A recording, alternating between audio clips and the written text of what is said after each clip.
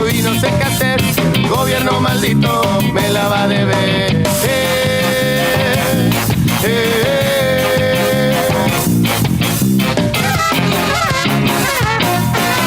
Porque yo soy indio, no debo de saberlo. Pasa ya mi tierra, no debe de suceder. Limpia del masacre, es injusto que no ven a mi pobre gente que no se lo merece. Whoa! We did it, I think. Look! Oh, no, I can't take it down. Yeah. Don't do that. Don't bring the whole set down. The audience has to trust that there are balloons. Trust and believe that there's balloons up there that say, you did it. You did it. Not me, not those people over there. You. Just me. You did it. It says Dylan did it. I don't know where you got those custom made. Oh my gosh. Those are not sustainable, by the way. I'm pretty sure those are the ones that you're not supposed to have, but they're cheap. It's a special occasion, though. Yeah. Yeah. Anyways, guys, my peoples, 200 episode. We are so freaking thrilled.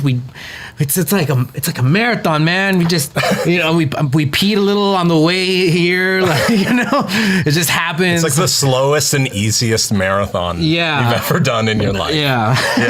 Where you take a lot of breaks and if you don't prepare. Exactly. Yeah. You too can go 200 episodes over 6 years of making magic here, and it's happening. And I gotta say, on a serious note, it's really been a privilege and an honor doing it with you, good sir. Oh, yeah. Yeah. In a Gonna cry. very platonic kind of way, but still very powerful, man. But still, it's still powerful.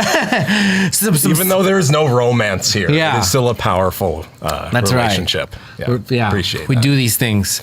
It's been weekly, it's been tough, but we got a lot of awesome guests today that we're going to be talking about and, just catching up, going down memory lane together. We got also a video full of shout outs from our friends and family out there that's happening universe that we've created after all these years.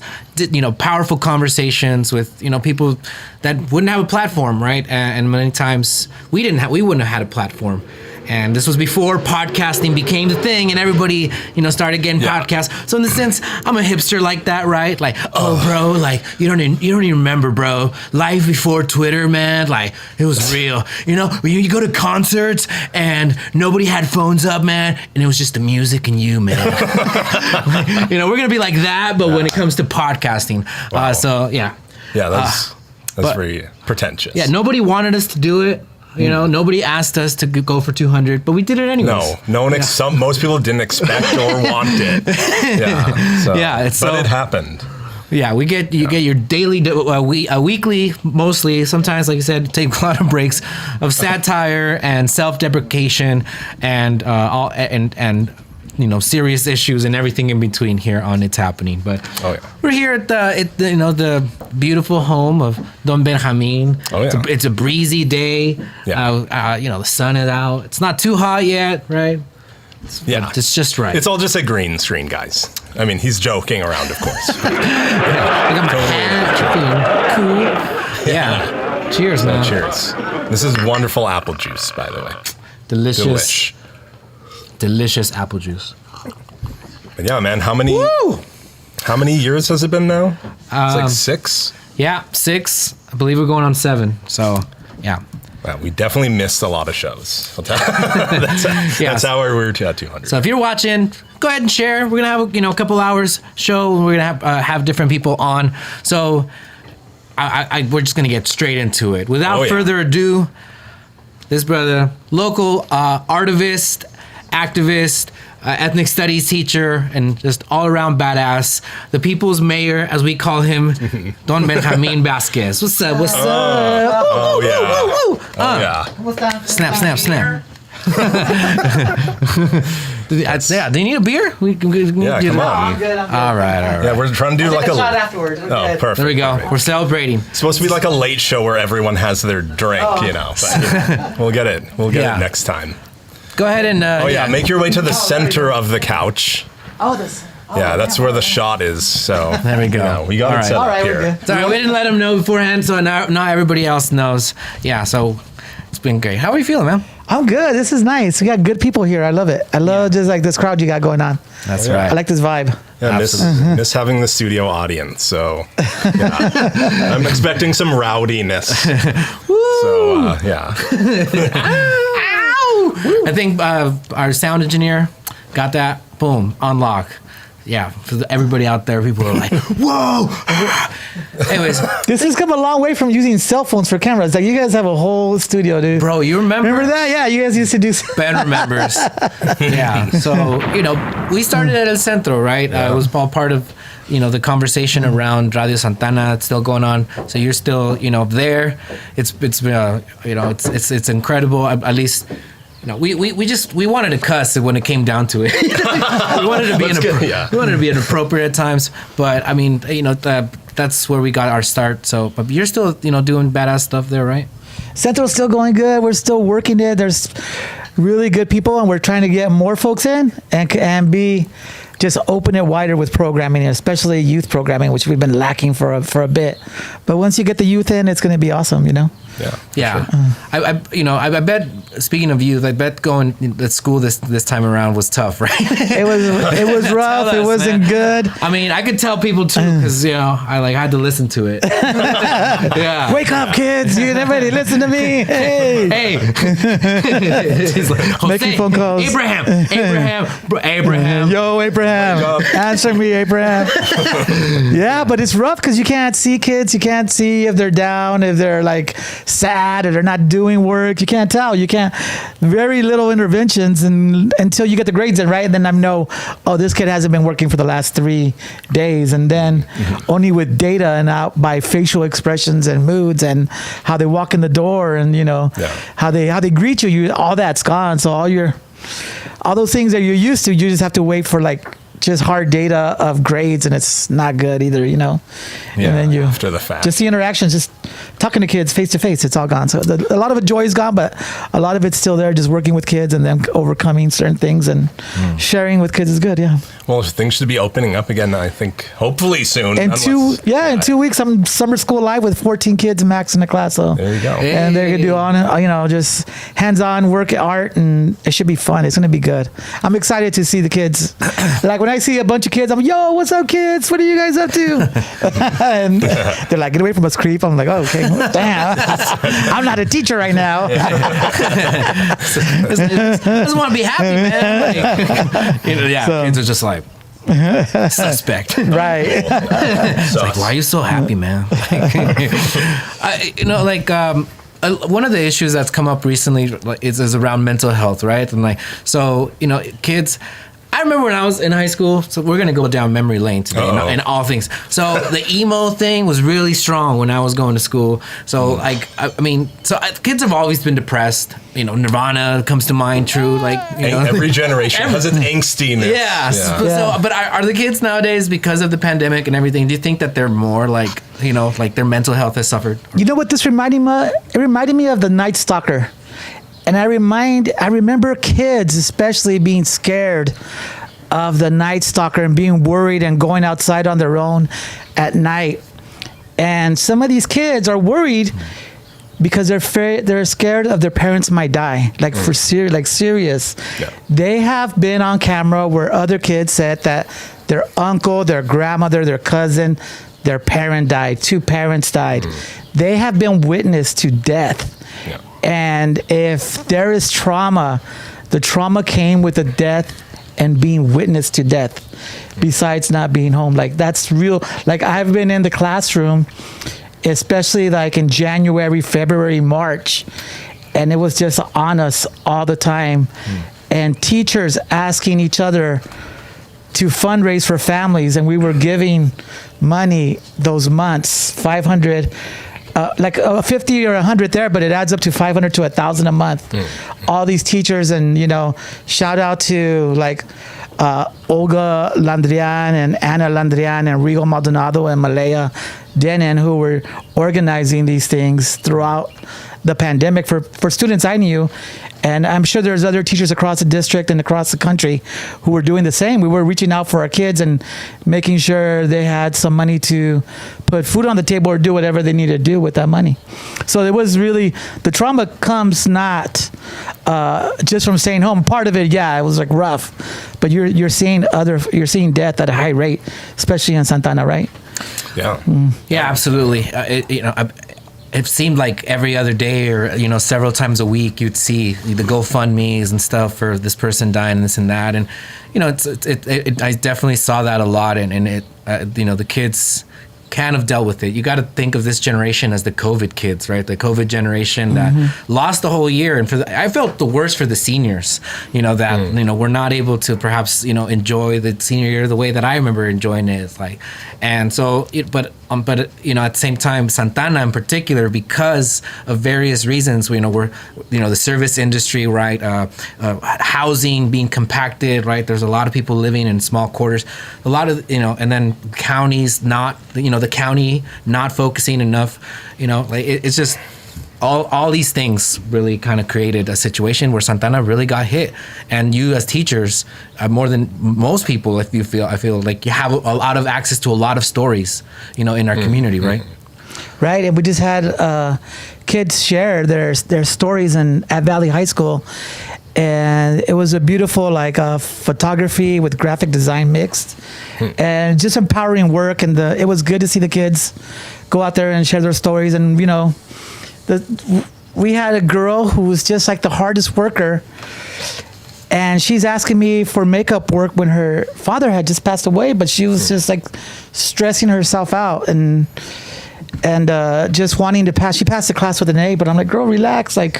She's like, can you open up makeup work, Mr. Vazquez? I'm like, you have an A, and you're not gonna worry about that makeup work. We're gonna move forward. You got an A, girl. Stop. You proved yourself. Yeah. We're good. We're good. You're awesome. I got you. Let's go. So it's a lot of that, and not really harassing kids, but so you start doing work with kids and working with families to motivate them and do special lessons here and there and talk to their reality and take a day off to just talk. So I would do that on Mondays and just talk with them and how they felt about things are going. So that helped. That was healing for myself, and I hope it was healing for the kids too. Yeah, and I hope as everything opens up and we get to be in person, this is weird, by the way, but that you get that. I mean, therapy is in a sense talking to a friend and seeing those things, the body language, reading into these things, right? It's hard to maybe even communicate some of these losses people have experienced. Yeah, so when I start my class, hopefully in the summer, a lot of it is getting to know the kids and where they're at. So they create comics about their life. They create little ceramic pieces, poetry. So, and this is all just for me to get to know them and then to share and know that this class is about them. So the first 6-7 assignments are about them. They know that this class is about them, and I'm getting to know who they are. So, and it's also healing because who they are is important. Who they are is part of this class, right? Yeah. Your stories are part of this class, and it's valid and it's valuable. So that's all part of a healing process that we use in the classroom. That's why I'm excited to get in to see these kids open up and be creative and share their stories. And we share them together. So that's I'm excited to do that. And it's also part of a healing process, an ongoing healing process that we do with art in the classroom. So I use art all the time just to tell our stories. And we're going to have Gustavo on here. And Gustavo has been my main narrator of my class through his stories that he's told about Santana and Orange County. And I just I regret because those stories speak to my kids. Those stories speak to the students in my classroom. They're like, Santana, what? It's important. And it's their stories, and they'll synthesize it and recreate something with the things that Gustavo has said and retell their stories as they know it and take it home and teach their families with their own art piece. Oh, look what we learned about in Santa Ana. And these things continue. Man, I'm excited as I hear you saying it, and also excited that there's going to be an influx of money to Santana with Revive Santana, as they're calling it, this federal money, but also state money, and a lot of it is geared towards public health. So I'm really hopeful that art can be a real focused way of getting kids to tell their stories, to share their pain, to share their joy, to share their challenges and visions for what they want to be and whatnot. And so being able to do it. So I'm also really excited that, the ethnic studies conversation has grown a lot since you were first, on the show way back when. I don't know how many times you've been on the show, but anyways, like the ethnic studies situation, it has grown. And right now is a good moment, right, for teachers? Right. It's in teachers. And I started teaching ethnic studies. And I used to teach Mexican American studies, and it made me a better teacher. But teaching ethnic studies has really made me a better man, because I have to look at the things that I teach and be about those things and reflect on anti-blackness that I was raised with, on my toxic masculinity, on being transphobic, homophobic, raised that way, and just accept it. And hopefully I can help others accept that that's the way they were raised, because in the Latino population, we're raised that way, and not be scared of who you were raised as, but like accept it and reflect on it and grow from it, and not run away from being worried about being called a racist. Like we have many teachers who may be white, and they're like, but people are going to see me as racist. I'm like, no, like, well, one, that's the way we were raised. Like, it's there. It's just a society. Like, society raised us to be this way. In the media, your school, your peers, your family, it's there. Like, why aren't we like admit and reflect and grow as a person from there?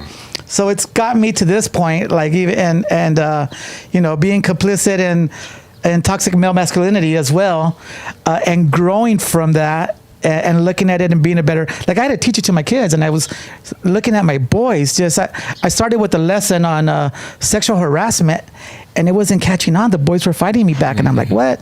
And then I go, okay, so we're going to teach about rape culture and what it means. And they were still not picking up on it. I still had some boys not accepting it. Then I taught slut shaming, because it was like they were slut shaming during rape culture. And at the end, we talk about consent. Most of the boys had won over. They had reflected. They had done the work. We had done created art. We did posters on consent and put them all over the school. But that was a heavy lesson for me to learn, because I was learning about myself. I was like, I was like emotionally drained by having to teach this. I'm like, man, you like, Ben, you got work to do on you. I'm like, because it was like just to all of the work that I was teaching to the kids, and then it led me to be a better person. I still have a long way to go. Yeah. Not that I'm like, hey, I'm woke, I'm the perfect man. No, like, you still got a ways to go. So teaching this ethnic studies works on teachers and being a better people, and hopefully the students as well, as they reflect on themselves. And I'm happy to have more people become. I think at one point you want to be a gatekeeper. You're like, no, let them in, and let people teach this so they can reflect on who they are as people, and hopefully they get to a point where they're reflective. I don't know if everybody's natural reflective, but that's what you need to be a better teacher and to be a better person. Yeah. So I'm excited for more people to teach it, and I'm excited for our district. I'm excited for us as people, as teachers, to be able to teach this, and hopefully it infuses, and we have a cultural shift throughout the whole, through school, not only in Santa Ana, but like all of Orange County, and hopefully the country. There's people are accepting of their role in society as ethnic studies rolls out. Because I know it's made a big change on me. I'm like, I don't consider myself Mr. Perfect woke man. Like, no, I'm a work in progress. And we should all accept we're a work in progress. That's true. And that when we walked in, as babies, we were beautiful, but then society got at us. Yeah. Right? Yeah, I feel like the way your students initially reacted to some of that stuff is how a lot of people do. Like, oh, I'm not racist, but it's like, right. We're all working on it. We come from an indoctrinated culture. Exactly. There's all sorts of fragilities, right? Yes. And so, but nobody likes to be told that they're like, they're wrong. So defensiveness is part of what you need to like let go of and be like, all right, I'm here to learn. I'm here to, to have a conversation. So, Ben, I want to say, first of all, thank you so much for all the nights that you were excited to watch my show. I can only hope that more people are like, oh, awesome. And, but there's a lot of awesome It's people my that Monday nights. Watch this. Yeah, Ben's like, yeah, he's got his like. I got my cigar going. I'm on the patio. Top fan. Yeah. So definitely. I got a diamond on my name when I watch the show. Is that right? Yeah, you should. Yeah, you're in the diamond club of the times you've been on the show. Veterano for sure. And thank you so much for allowing us to have this show here, and and continuing to do the good work that you are doing at schools, in the nonprofit with Centro, and in every way that you do. So keep up the good work, and thank you so much for being here. Anywhere that you got event or whatnot that you want to plug, things coming up. Oh man, hopefully we reopen El Centro with having vaccinations. So if you need your vaccination, go get it. It's safe. We're good. Please, anybody. Yeah. They're paying if you now. right? Are they gonna pay you now? Yeah, I should have stopped. I shouldn't have gotten it so early. Don't tell people, no, go now. Go now. You'll be safe. People are still there's still a need. Go. If don't wait for Central, go to LHA and go to a school. Get vaccinated. Go get healthy so we could all be around each other and be a safe city. Yeah, and we're. If you want to sign up for my class or you want your kids to sign up for my class, I'll put it on my Facebook right now. I'll put a link so you could sign up.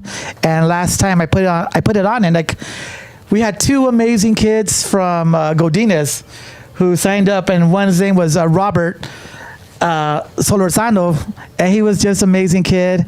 And the other one, I'm forgetting her name. I'm a jerk. I'm sorry, mija. Navarro's her last name, but she was awesome as well. Two kids, and from Santa Ana. So we got kids from all over Santa Ana who signed up. So I'll put it up, and we'll be happy to see you. But we're meeting at Valley and sign up for that class. Yeah, we'll post that in the comments later. So once again, Don Benjamin Vazquez. Awesome, thank you. Being on the show. Congratulations, fellas. You guys are awesome. You're my Monday nights. Yeah, and we're gonna go to Vern and Vern Nelson, Donna Nelson. That are gonna do a little video, right? Oh yeah. Oh yeah. It's happening. It's happening.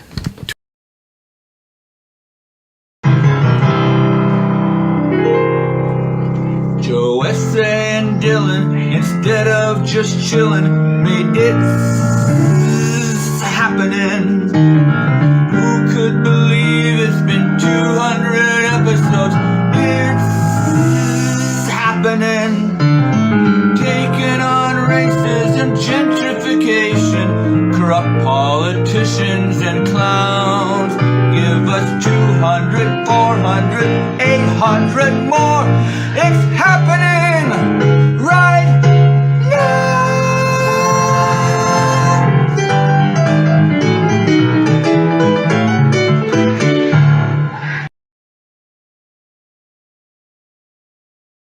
Oh yeah. I'm laughing. Okay. No, please laugh and jeer. Like this is. Yes. Hi. Whoa. We didn't see you there. Yeah. Thanks, Vern, for that. That's amazing. Thank you so much, Vern. Awesome and Donna. Big shout outs to y'all too. I'm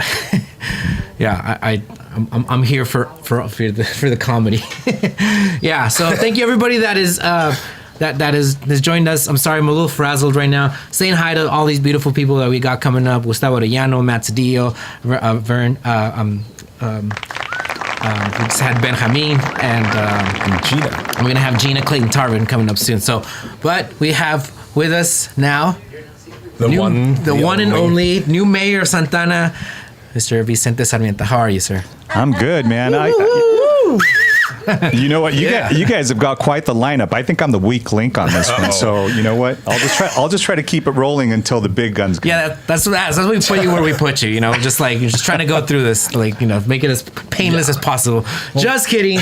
Well, we wanted to get the old people's mayor so we could get the actual mayor who was also the people's mayor. But it doesn't happen that often. Hey, I'll take a backup role to Ben anytime. So that's fine. Yeah, man. No, but in truth, man, I mean, you've been on the show recently, but I believe that was before when you were a candidate and you were still trying, you know, to get the word out there by yourself. Now you're the big guy in town. You took over the dictatorship that was Don Papi Pulido, you know, for 28 years, but now you're here. And I want to say, first of all, it's such a, it feels so good to not hear his voice there, you know. And as much as I like hearing your voice there, I really don't love that he's not in there anymore. It was just brutal. But how has it been sitting in the big chair? Well, I thought you were going to say those shoes weren't too big to fill. Oh, yeah, so, you know, careful. No, all right. Those were little shoes. No, you know, a challenge. You filled them and then some. I'll stay away from the jokes because I'm not good at it, man. You guys are better at it than I am. You know what, man? I think you know, when I was first on your show, remember, it was in person.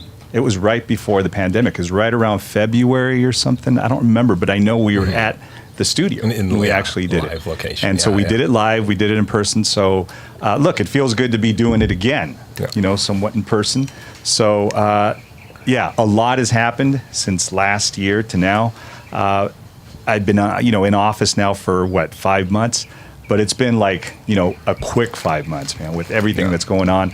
But look, before I go into what I'm doing, congratulations to you guys, man, because hitting 200 shows is a big deal. So that's the least of what you guys have done, I think, right? Because you guys have given us a forum and a lot of people a forum just to talk in a safe space about things that they normally wouldn't. And you guys were provoking conversation, which a lot of places don't do and a lot of shows don't do. So, look, I just want to say thank you, because I think a lot of the public policy and things that we're talking about kind of started in just conversations like this. So it's good stuff, man. I mean, so, you know, 200 shows, yeah, that's the least of what you guys did. You guys have done a lot more than that. So appreciate that. You. Salud. Yeah, definitely. Yeah, it's been a whirlwind, and perhaps when we started the show, we know, I don't know, didn't really think too much of you back in the Occupy days, right? Well, no, there were times, you know, there's always give and take. No. You're in the Santa Ana Spring, we're all for that. We got our resolution in support of Occupy, which, you know, that had mixed reactions. We evolved, right? Yeah. In that time, we evolved. Yeah. No, it wasn't like we always. I mean, I'll speak for myself. Like, you know, you're always the smartest guy up there, like, for sure. Like, you know, I mean, you're a lawyer. I don't know about that, but you know, and you know, and so, but it's an adversarial thing, and I feel now, especially for myself, my evolution from an activist, you know, and kind of just being like, I'm gonna rage against the machine, I'm gonna fight, you know, and like, you know, give these epic speeches and then get voted against. You're like, come on. But I mean, the evolution of having to work perhaps in the nonprofit to then, you know, supporting the electoral work that you were involved in, and, you know, just the different ways that you have to engage in order for change to come. And I mean, people don't know this about you. I'm going to out you right now, but you were a machista back in the day. There it is. It's out Bolivia, machista, and so that's where you come from. Not machista, mechista. No. No machismo over. No machismo over here. No. Yeah, so you were part of the Mecha program. And, you know, so you come from, like, Viva la Raza, like, revolution, you know, Look, or fighting for the people. I know. And you know what was interesting is that being Bolivian born and, you know, being part of Mecha, I didn't realize that there's this internationalist versus nationalist, right? So I always just considered myself Chicano because I came here when I was a year old, and I figured everybody else thought that I was Mexicano. So I just said, yeah, you know, I feel comfortable with that. But there were some Mechistas who were like, nope, you weren't born in Mexico, you can't be part of our thing, right? But the good thing is that I think the stronger voices were, hey, we're all in this together, right? We all suffer the same discrimination, same obstacles, same difficulties, and, you know, we're not in a position to say no to people who want to help, right? So I think that's where you start realizing, okay, this dialogue is important. And yeah, to go back to outing me, I'm going to out Jose. I remember when he used to come to the council meetings and he'd say, Sarmiento, you're doing this wrong and you're doing that wrong. And I'm like, man, he's about to throw a stone at me or throw a shoe at me or something. I'm going to have to duck. You got to get your George Bush. I'm going to get my George Bush move on there. But look, what's been kind of cool is that I came into office in 2007, right? So I've seen a lot of people grow up in front of me. like, become what were teenagers become adults. Those who are adults become middle-aged. But they've all, I think all of us have grown up together in a way, right? Because in those years that I think we were there, we were trying to do things from, from behind the dais. You guys were doing things from behind the podium. Yeah. And your voices were strong, and people were listening, even though it didn't seem that way, because look, my predecessor was there for 26 years, and the culture just didn't change, even though there were a lot of people who were yelling from the podium, from the dais. But now I think we've gotten to the point where we've all matured, right? All of us. And I think now what I always say is, look, all that hard work, all the things that the activist movement and the advocates did, it got us to a better place. I think the council is a different one than what was there even last year, right? So I think a lot of it, there's some good fruits of our labor, right? Absolutely. I would say so. Yeah. Right. Well, fruits of your labor, especially. Man. No, it takes a village, in the wise words of my friend. Yeah, just to be one voice among those. And I remember, like, when we were in Occupy 10 years ago, like, we were out in tents, and folks got arrested for doing that back then, and they don't get arrested, anymore in the same way that, it was like nobody has them. Like now, it's this whole conversation, but even that has grown, but also our ability to address the problem, right? And to your credit and to the council's credit now, I feel like that a lot of times the community hasn't realized how much of a seismic shift it has been from the times when Paul Walters was both the city manager and the police chief to where we are now, where there's an overwhelming exactly, Gustavo, when there was, and when there is and now there's I feel like a very large sense from the council majority that it's like, we're not just going to give the police more money. We're not, we're going to figure out a new way to address homelessness and public safety and, just in our budgets in this matter. Look, I think we're having different conversations now that we didn't have before, right? And what I guess I always say is, when we were talking about Occupy, when we were talking about the Sunshine Ordinance, remember that was one of the first, when we were talking about cannabis, when we were talking about things that were never discussion points, right, at the city. We're still the only city in the county that's a sanctuary city. We're still the only city in the county that, canceled the contract with ICE and didn't renew it. We're still the city that has a deportation, the only city in the county that has a deportation fund. All those things, I think, look, they're good things, and we've come a long way, but a lot to go, right? Yes. But I just tell, those who are working on progressive public policy, you don't have to come in the back door the way we all used to. You can come in the front door because you've got friends on that dais. You've got people that want the same thing, and I think it's a different dynamic.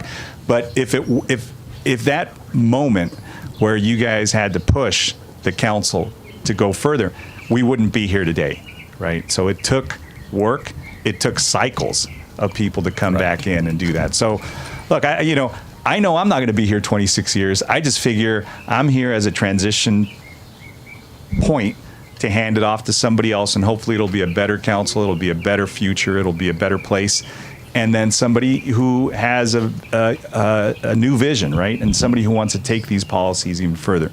And I think there's a good bench, man, and that's what I think my predecessor didn't do. He didn't create a bench, but I think we created one ourselves. So now it's up to us to bring in new people and new voices, and that's, I think, what's the beauty of Santana. Oh yeah, it's definitely. It's been an evolution. I'm still kind of shocked that over the last 10 years, just the POA association has become toxic within the scene. I'll just call it the city scene, because there's not a lot of people that pay attention to the actual politics, that are into it. And I hope we're reaching that small audience, but a really important audience. But I feel that narrative has changed over 10 years to the point, like, now when we're having debates, and I'd say for, like, thanks to the Voice of OC a lot for that, but, like, everyone's like, no, I don't like the POA. No, they're horrible or whatever. And they won't say that, but they'll distance themselves. Whereas before it was, no, we're all for public safety. We support the police 100%. So yeah, that was a slow process. And now there are people in the council that are more able to talk about issues relating to that. And you're right, you can go in the front door now, which was not possible. Yeah, and I mean, if you think about the people who are on the council now, almost all of us, especially the four that came in, we were either born or raised in Santana. Big difference, right? Because when you're here and you grow up here, you realize some of the dynamics are, that are at stake.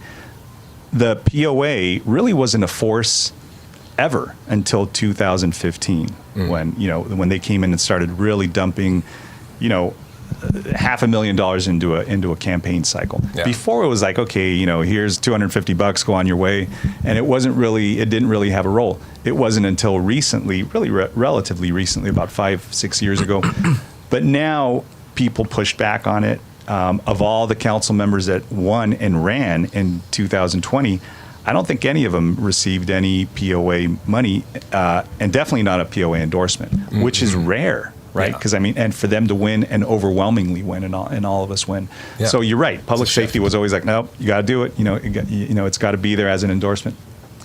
Maybe not as much anymore, because people realize, okay, Santana's different. We're changing. County's different as well. It's much more purple, maybe not blue than what it was, but look, we're getting there. We're getting there.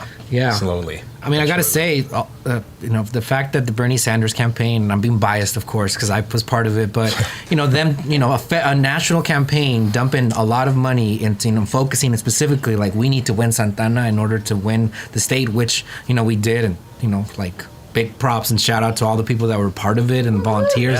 It was a massive effort that, I felt a lot of the occupiers that had these visions and these dreams for finally mainstreamed in a large way, from the first campaign to the second one. All for me to realize in my years of activism that change takes time, and sometimes you got to be in it for a 10-year period, or give or take, or longer, right? Yeah. And you can make small changes, but I mean, Santana is changing because it's younger, it's more tied into a better, a more engagement in the community, not just, send you a bunch of flyers and vote for me. That's having meaningful conversations changes. It's a totally different environment, I think, now than what it was before. But I think also we have good relationships outside of Santana. You guys are going to have Gina on, soon. The mayor of Tustin's, very progressive. She's African American. Farah in Irvine. So look, the face of the county of the electeds are changing. To have first Muslim woman as the mayor, and I see just different movement where before it was the same kind of recycled folks, and again, that's why I feel like, man, I turned old overnight, by the way, because everybody on the council is like, damn, they're young, man, and they've only been on a couple years. They're like, some of them are under 30, and I'm like, holy crap, what am I doing here? So I know that, look, I need to make room for somebody else. So that's where I think what's good is that you also need some institutional memory, right? To say, here's where we were, right? Here's where we're going to go, hand it off, and move on. You're over there, just like the veteran player on, I'm the old dog, man. My hair was black before I started. You're giving advice on parliamentary procedure and all sorts of stuff. You're like Kobe, at the end, you're still gonna score 60 points. These young guns gonna have to catch up. I never saw a shot I didn't like Kobe, right? That's right. Yeah, man. So, we got a lot of other guests to get to. And like I said, we're just gonna speed right through you. Just kidding. No, like I said, I gotta humble you. You guys really want me to pass the baton on fast, right? Oh, you guys are really taking that seriously. I mean, I just can't butter you up too much. I gotta keep man. You humble. Look, it's about the show. It's about the space. The safe space I think you guys have created, and look, I'm just glad to be part of it. I'm glad to be a witness. I'll throw my little LeBron in there, with Kobe. Take that. I'm glad to be a witness on what you guys have done. Continue doing it, man. Hopefully, I'll be around for your 300th show. Yeah. Are we doing this in increments of 100? Are we going what is the next one 400 or what? We get to do a special every episode. Yeah. We're all having fun, so we should do this in increments of maybe 25 or something, right? Yeah. Okay. I'm very good with that idea. Yeah. What I was really gonna say is that we could talk for an hour or two, because there's just so many issues that we want to talk to. But the last thing I want you to plug before you got to get going is the Revive Santana, because I know that's really really an important part of what people were talking about with a little bit with Ben. Just addressing public health and being able to use all this money federally. That is really important in a moment where Santana really got hurt by the recent pandemic. Look, I think Ben was saying it well. So I'm not going to rehash what he said. We really did get ravaged here in Santana, right? So of all the cities, and even throughout the state, we had, 2 of the zip codes that were just really, really heavily impacted. So we received money from the federal government that's proportionate to the pain that we experienced.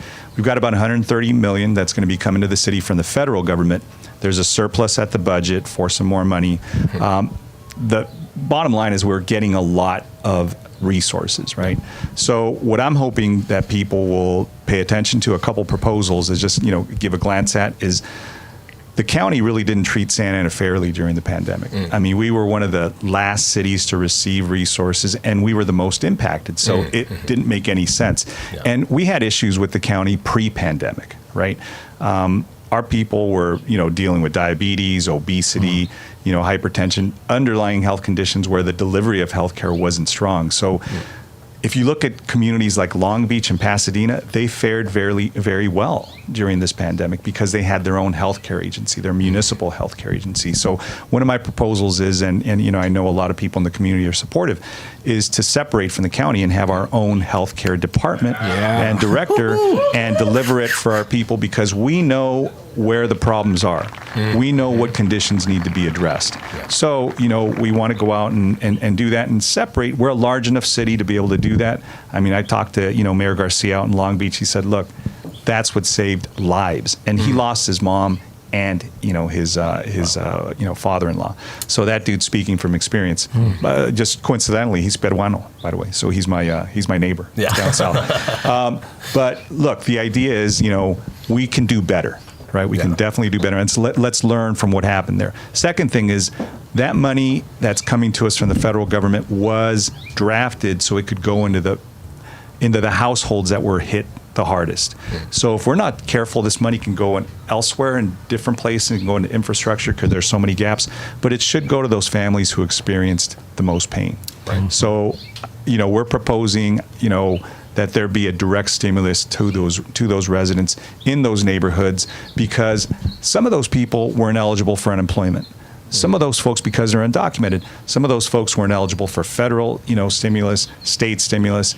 And, look, they've been going week to week, month to month, and they're, they still need support. So those 2 proposals are ones that, I'm really hoping that people can get behind. On the direct stimulus, I know the chamber is actually even supportive of, because we want to make sure that those, whether it's vouchers or debit cards that are given to people, you can only redeem them in the city.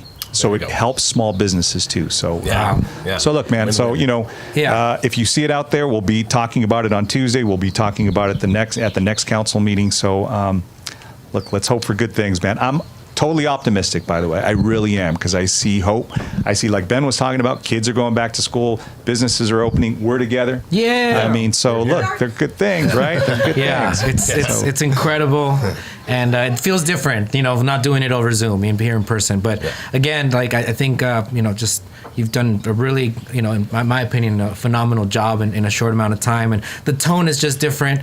But also not just you, but, the council, and many of them on there, Councilmember Fan, Jesse Lopez, Councilmember Lopez, so it just feels, again, like that it's a different city. And with this once in a generation, once in a lifetime money, that is going to be this, federal money from this. And money for the arts, right? Money for the arts, man. So, let's bring back Art Walk for sure. So, and all these things. But we're really looking forward to, more of work. And I hope you're looking forward to running again in the next year, because it's every 2 years. Woo! Oh, man. We got to change that, by the way. Maybe not for me. We'll change that for somebody else. Order. I agree. Executive order. If only. You're like, you can do that, right?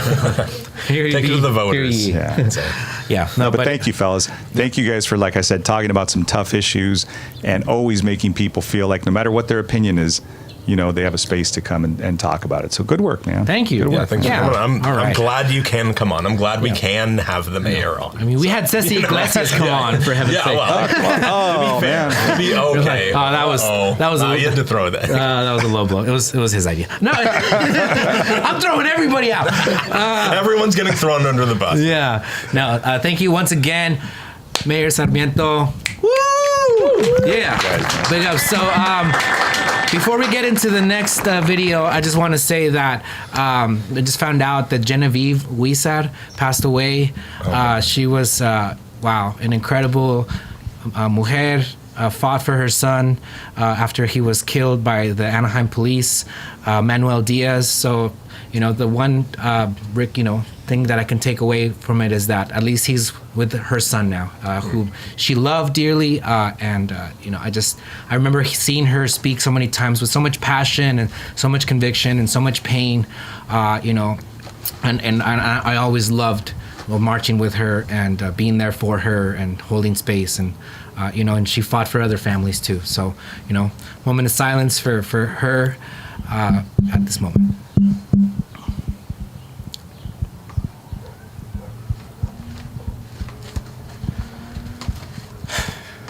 Okay. Thank you, everybody. Rest in power, rest in peace. My sister will be there eventually, but before then, all power to all the folks, that like Teresa Smith and everybody that has fought for against police brutality in our cities, locally, but nationwide. So, I want to go ahead and introduce the next video by Scott Celtic Knot, and then we'll have our next interviewer come in. Sorry? Thank you video. Oh! Thank you video. From everybody? Oh man, this is special. So this video is from many of our friends and fans. So check it out. Woo! Woo!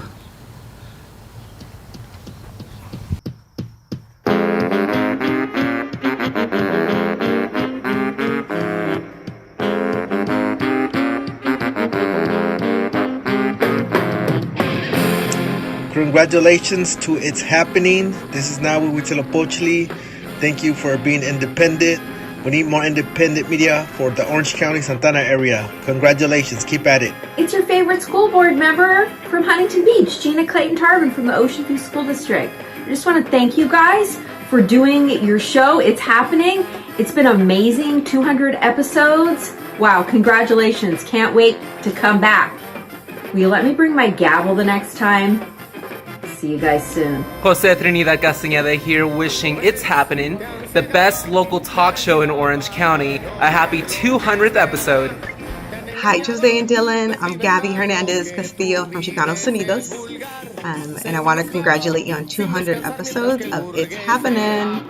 I've been on the show 2 or 3 times, so I should be considered a veterana of the show.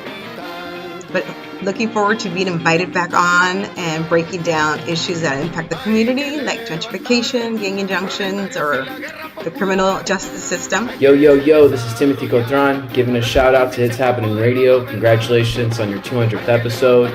Keep up the great work. The revolution continues. Peace. Hey, it's Tracy. Congratulations to It's Happening on 200 episodes. Y'all are amazing. Keep it up. Can't wait for more. Say and Dylan, congratulations on your 200th episode of It's Happening.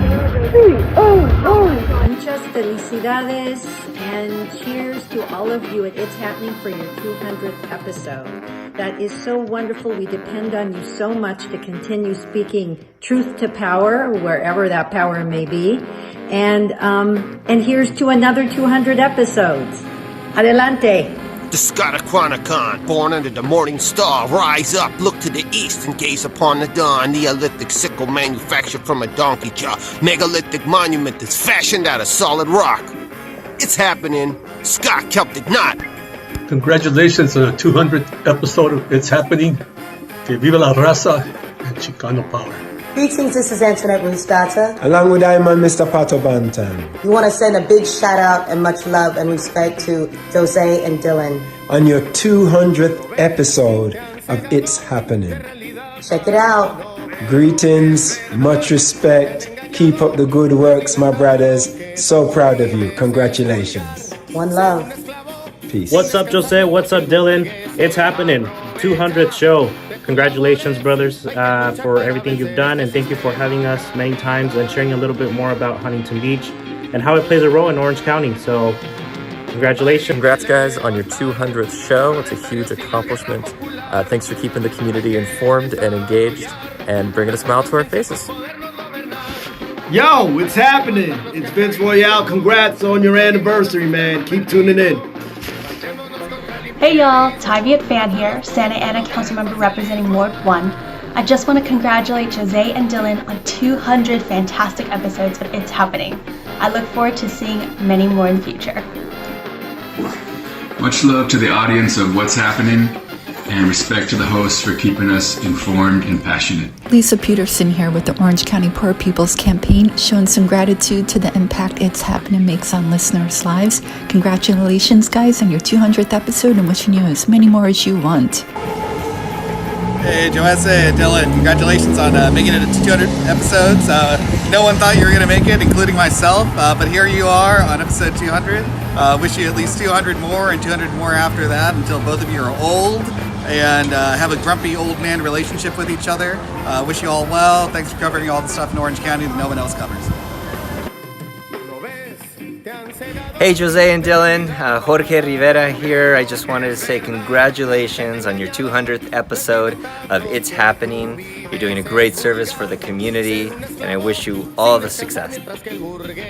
Hey, congratulations, It's Happening on your 200th episode. That's amazing. Thanks for always bringing truth and power to the people, for the people, and by the people. Hey guys, congrats on all the episodes. Thanks for all the great work you've done for the community, and keep it happening. Guys, this is Edie's Dianda from Los Angeles, California, giving a shout out to It's Happening. Congratulations on your 200th episode. We love the vibe. Keep it up. Can't wait to see what's next. Peace. Hey, a big shout out to It's Happening and its 200th show. I am so excited to congratulate my friends Dylan and Jose on all these years of hard work and really putting stories and people out there that wouldn't have an outlet. And congratulations, guys, for all your hard work and persistence, and occupy until we die. Congratulations, It's Happening. Hey, it's happening. Jose, Dylan, congratulations. Jose Moreno here from Anaheim. Just a shout out, 200 episodes. Dios mío, thank you for being a great platform for the people, of the people, by the people. Standing strong with conscience, conciencia. We don't need no stinking badges. It's happening. Way to go, guys. Congratulations. Salud.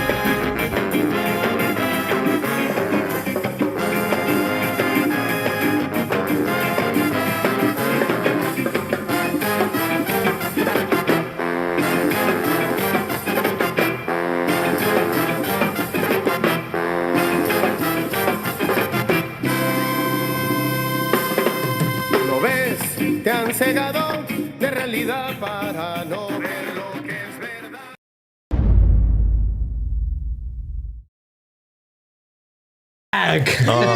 Yeah. Yes. Thank you. Everybody that took the time. Yeah. Dude, we gotta get it. We're gonna get it back. But no, Edgar, he's our sound and audio engineer. Shout out to Edgar. Edgar.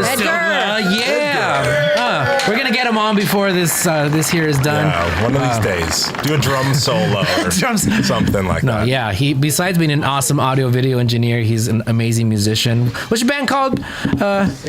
Saint City Rockers are coming to a dive bar near you for sure. Watch it. A backyard party, eh? And Adrian's Kickback. You name it. It's coming. Going viral. Speaking of Adrian's Kickback in Huntington Beach, we have on the lovely Gina Clayton-Tarvin. Welcome. Hello. Hello, gents. How are you? Good. Good to see you. Man, you are looking so fancy. So fancy, even though we're going to pop open this bottle already. Well, you guys said it was a celebration, so I wore my party coat. It's going to get heavy. Oh my God. The cork hit me. Woo, oh my God. One casualty. I've got the cork. It is good luck. Okay. Is it good? It is. I got hit by the cork. Yeah. Yeah. No trustees were wounded in the filming of this episode. Oh my goodness. Wow. Here you go. That's for you. That was... I get a real drink? Yeah. Oh, okay. Grazie. We can have the mayor be drinking and, Where'd he go? Where is the mayor? He's got prom Vicente? duties. Where are you? He's a busy man. Yeah, he's got he's responsibilities. He's got to be the tailor to his son right now. Oh, I just thought he goes to every prom as the mayor. Wouldn't that be sick, though? Well, you are engaged AF, my friend. Oh, yes. You have to show up at these events. Yeah. School events, graduations. Exactly. Absolutely. Yeah, you got to make an appearance. So you are making an appearance I here do, today. We yes. appreciate you for being here. Yes. Thank you for inviting me. Things to talk about. But first of all, Yes. your jacket. It's fabulous. It's fabulous. Thank you. But before that, salud. Salute. Salute. Salute. Ding, meow, meow. Chin chin. Živali. That's Croatian for salute, which is Italian for cheers. Oh, okay. Learning a lot. Well, you must be in the education field, at least a trustee. How did you know? You knew I was a teacher? I actually am a classroom teacher in LA County, yes. Okay, there you go. 25 years teaching in Hawaiian Gardens and Cerritos. Okay. Yeah. Beautiful. Yeah. Beautiful. So, probably the pandemic, equally like we were talking about with Ben, was a challenge for you in some ways. But although you all opened up differently because the cases were different over there, right? Yeah, cases were, definitely lower in Huntington Beach than in other cities in Orange County. I wouldn't say they were the lowest. They were, kind of in the middle to the upper middle. But what happened was we decided that we were going to invest early on. So last year I served as the board president in 2020 during the pandemic, and it just happened to be like I got elected by the board it was December of 2019. So we do our reorganization in December, and then you take your seat the middle of December, and then January was fine. February we knew something. Obviously we knew there was something going on over in Asia and spreading to Europe, and then of course it hit us. And we shut down. I called an emergency board meeting on March 13th, and we just shut it down. We're like, we're shutting it down. Shutting her down. And what we decided to do was actually start having, a couple months went by, obviously, and then I said, okay, board, it's time to come back to school, to the board meetings. If we're going to ask the teachers to come back and the classified staff and the kids to come back, seems fair. We need to have our board meetings in person. So I reconvened in-person board meetings on June 30th of 2020. Fully masked and all of that. And we actually had a mask mandate even before Gavin Newsom decided to have one. Oh. We put ours into play in the middle of April of 2020. And I caught a lot of hell, I have to be honest, by the folks. Yeah, the folks in Huntington Beach were less than pleased with me because they said it was a scamdemic and a plandemic. Not everybody, of course, but there's a small vocal kind of radical minority of folks, right wing. Right?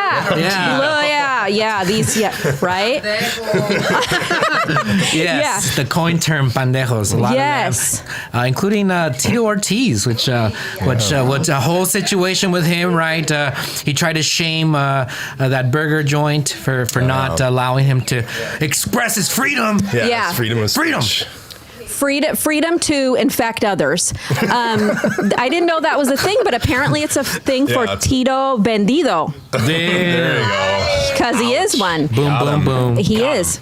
And so he's been a thorn in the side of Huntington Beach residents for some time. He was elected, in 2020, and he's just been problematic from start to finish. And recently, actually, he had his girlfriend pull a stunt, and she brought the kids to school. At Mesa View Middle School, and she told them, and she filmed it all, and she put it out everywhere on social media, and she said, go inside and just refuse to wear your mask because this is unhealthy for you, and you want to breathe freely. And she totally wound up these poor, two cute little sons that he has, twin sons, fraternal kids, sweet children, and to use your children in such a manner to make your political folly or to make your points is just grotesque in my opinion. So she filmed it all and she put it out, and of course it went viral, and the next thing you know, I'm getting calls from CBS, NBC, ABC, CNN, everybody. Wow. So and radio shows, Jim Rome even had me on, like, Network.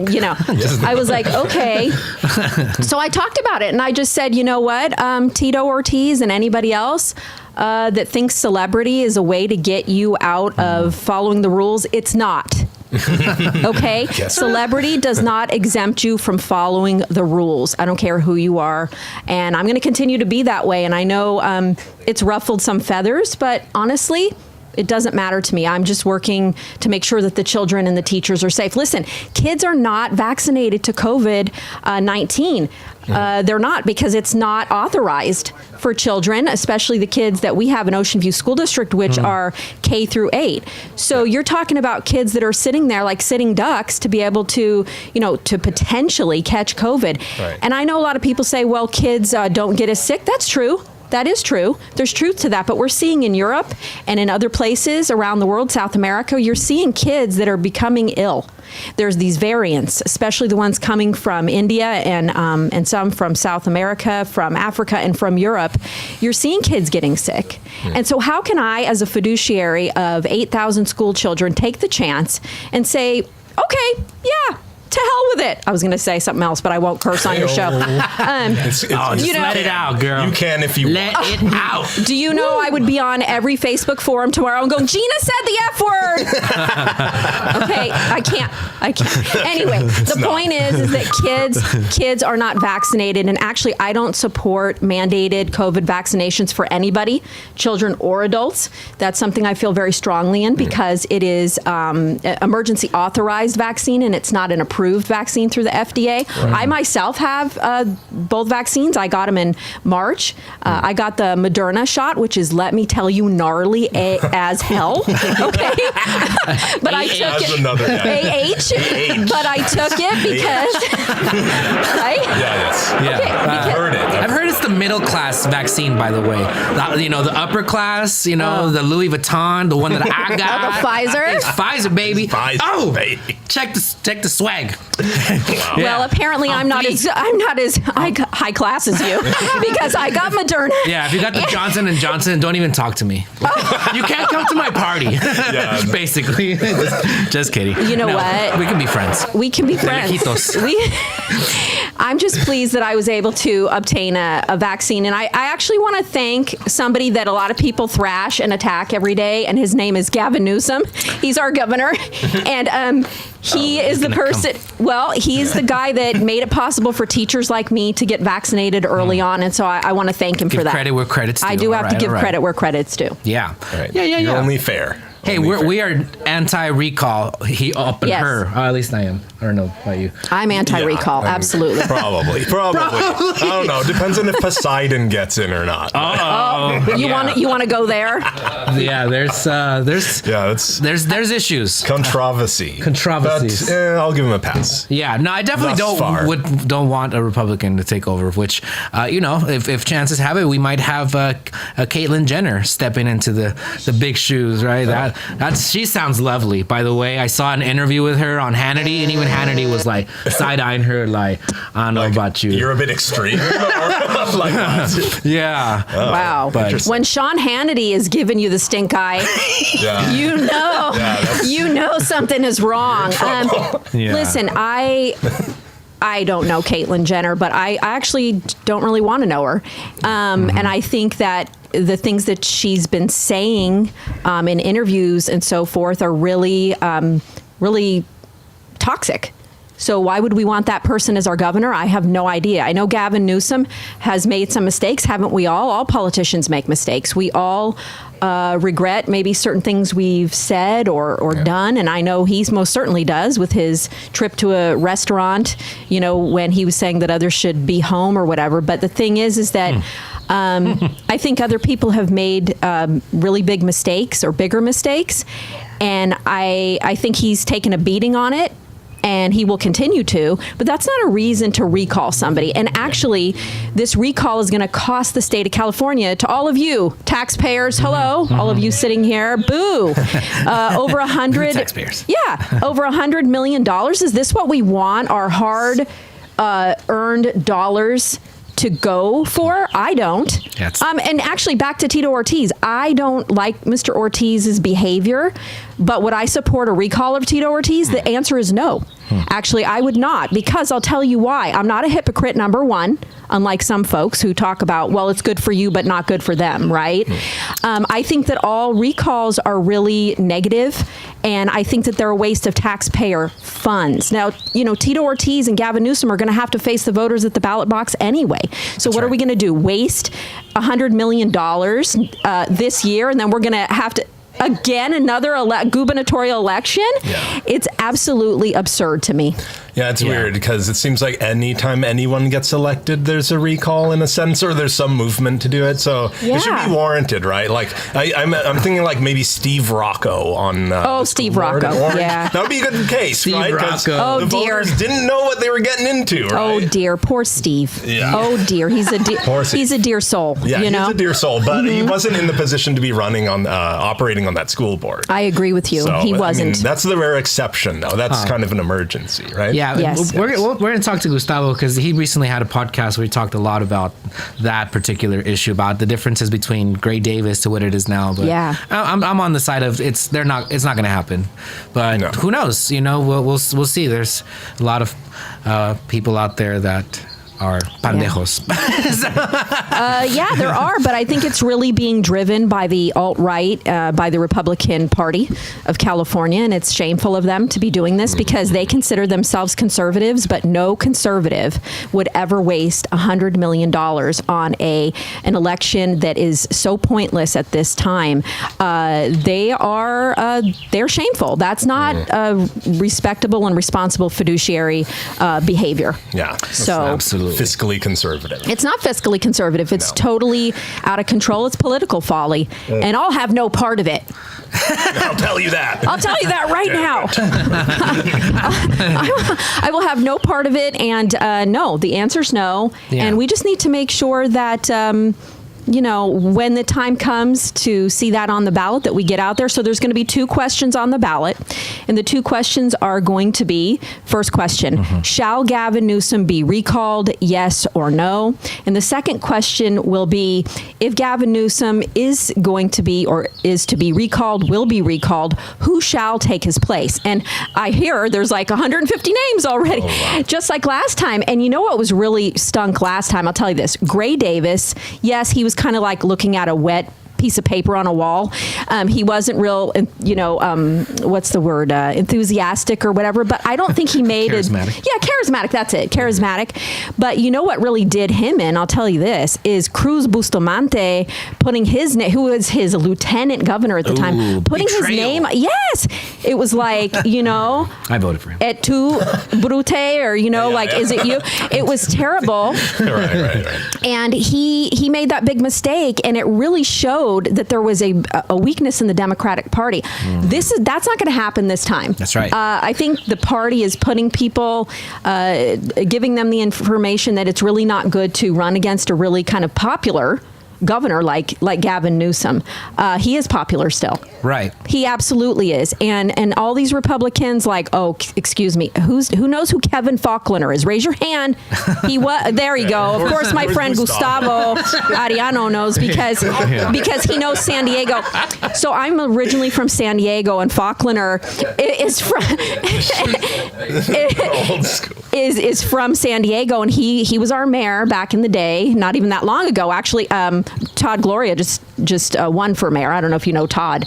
So Todd Gloria just won, but it was Faulconer before. And when Faulconer was the mayor of San Diego, we had the worst outbreak ever of hepatitis A. It was literally flowing in the streets, like flowing down the streets with, yes, I'm not joking. Flowing. Jeez. That's harsh. I'm not.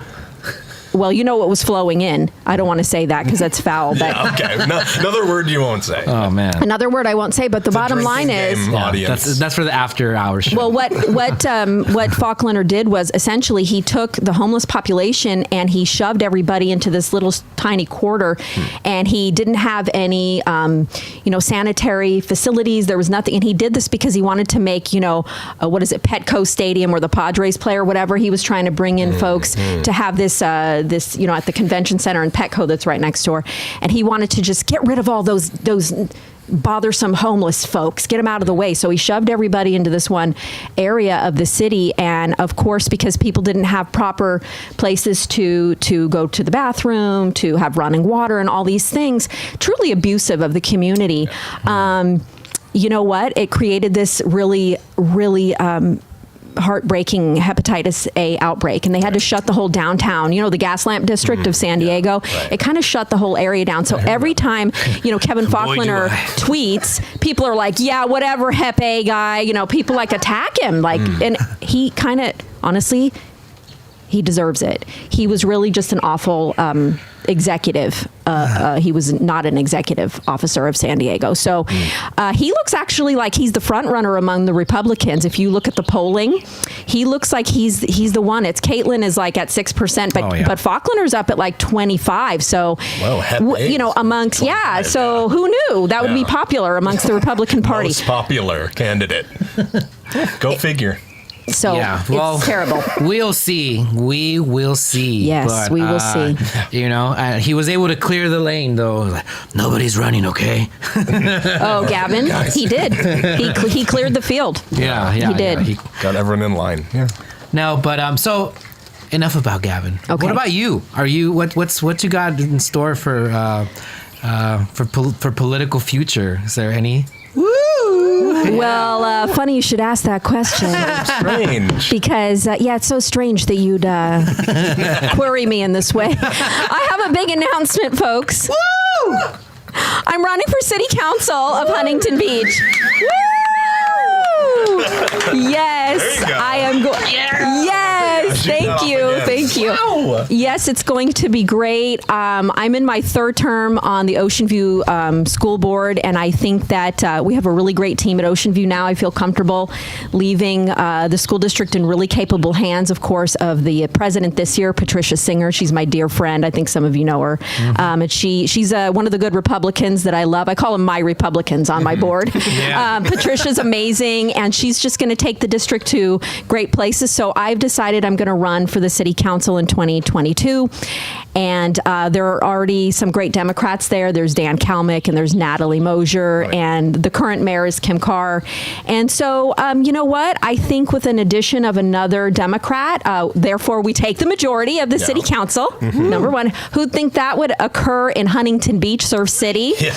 My district's actually pretty red. Ocean View's really red, and Huntington Beach in general is pretty red. It's not as red as like Yorba Linda or Newport or something, but it's pretty red. But I'll tell you, I think that just over the years, my commitment, I think, to working for the children and for the community, for the schools, I think people just realize it's really not about party. It's about what I can bring to the city. And there's a lot of things that need to be corrected, but I'm willing to do it in a collegial manner and make sure that we bring Huntington Beach into a new era.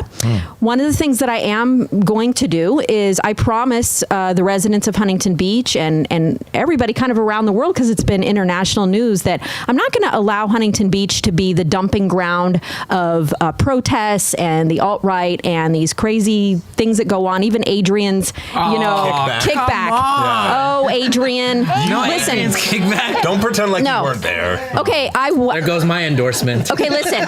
I actually wasn't there, and neither was my 16-year-old son. But he said, Mom, he's like, I've got the videos. I'm like, what videos? He's like, the ones from all my friends that were there. Yeah, so kids did go. I know a lot of people were saying, oh, no, it was a bunch of adults. All adults got arrested. I don't know who it was. TikTokers. That's where it got viral at. It started out, it was supposed to be a bonfire. Like we all go and have bonfires, right? And that's okay. It's okay to come to Huntington Beach and have a bonfire and party and be there. It's okay to do that. I don't know what happened. It mushroomed out of control. It mushroomed out of control, but it started out, I think, as a good idea for some kids to have a party at the beach. Yeah. It wasn't really a kickback. It's not a kickback. That at a kickback. You don't. People, you know what it was? It's a rager. It was people. They were hungry. They wanted to go out, and so somebody saw a party for some Adrian person. They don't even know. They're like, we're there. And so it reminds me, like in Mexico, we had the Los Quince de Rubí. Yeah, Quince de Rubí. I know. Our viral moment where this man came out and with his hats, and he's like, and we're gonna slay a goat, and it's gonna because that's what you do in El Rancho. Like you slay a couple goats and goats are valuable. You don't just slay them for any old day. Like it's a special occasion. That's right. 200th show. Yeah. So, but you had some virality there and virality here, but yeah. So all right. So platform for your council woman race. No Adrian's kickbacks. No, it's not even about that. No. Just kidding. No, but like you said, like we're like Huntington Beach perhaps has been painted in a negative light. It absolutely has. Even before this, right? Just because of all the alt-right and the different kind of protests and stuff that happened. But there's a lot of good people, right? Like yes, absolutely. I know that there's a lot of mobile homes in Huntington Beach too. There's like a lot of seniors that live there that they're just or working class Latino families. That's right. Like in Oakview. That's right. With, Oscar and folks out there. So it's just it's diverse. It's not what people think. It absolutely is not what people think. It's very diverse. I think, if you just look at voter registration, it's split almost pretty evenly. It's just a little lean to the Republican side, but there's a lot of decline to state voters. And there are a lot of senior citizens, actually. It's a city that has, I think, when we ran our bond called Measure R for general obligation bond to fix the schools, we did a lot of research and polling and so forth. And we found out that the average voter in Ocean View is about 57 years old. Okay, so you're talking about an aging kind of community, and so we're seeing a lot of declining school enrollment. It's really bad in Huntington Beach, so that's not good for the business I'm in, because I'm in the business of getting kids in school and creating jobs, school jobs, teacher jobs, classified jobs. We hire everybody. We have plumbers, we have carpenters, locksmiths, we have air conditioning technicians, we hire principals, teachers, we have everybody. And to be able to hire folks and to be able to have a stable workforce, you need to have the kids in the seats. And we're seeing a really a major decline in school enrollment. I mean, I think since I've been on the board, which has almost been now 10 years, close to 10 years, we've seen a decline by about 2,500 kids.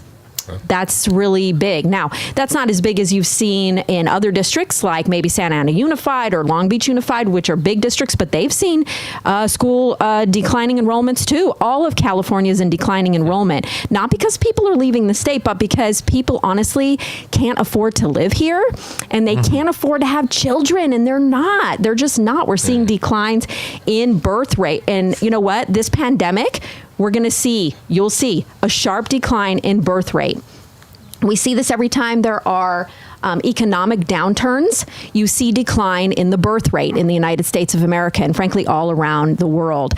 But what we may start seeing, and I think I heard someone over here saying it, we're going to see a renaissance, or like what happened in the 20s, the Roaring 20s. Roaring 20s. Hey, it's coming back. Like people are going to get nuts and they're going to go out and party. Roaring 2020s. And what I'm worried about for that, I do want people to have fun, of course, because this has been a depressing kind of year, whatever. But what I'm concerned about is that not everybody, unlike all you wonderful folks here, you're all vaccinated. We're all vaccinated. Yeah. That's right. Allegedly. But a lot of folks out in California and around our nation are not vaccinated, and they don't want to be. And so what you're talking about is you're going to have a population of unvaccinated mixing with vaccinated, and you're not going to know who's who and what's going to happen, when you get into crowded nightclubs where everybody's in tight spaces. And so I am a little concerned with the reopening of California in full effect on June 15th. I am a little concerned about it. I'm not going to lie. Yeah. I'm a little concerned, and I'm going to continue to wear my face covering when I know that I'm amongst others that may not be vaccinated, because I know that not everybody can. And I also know that a lot of people are vaccine hesitant. They don't want to take the vaccine. Yeah. I understand. I do understand it. Like some people. Yeah, that's so weird. I had to shame him.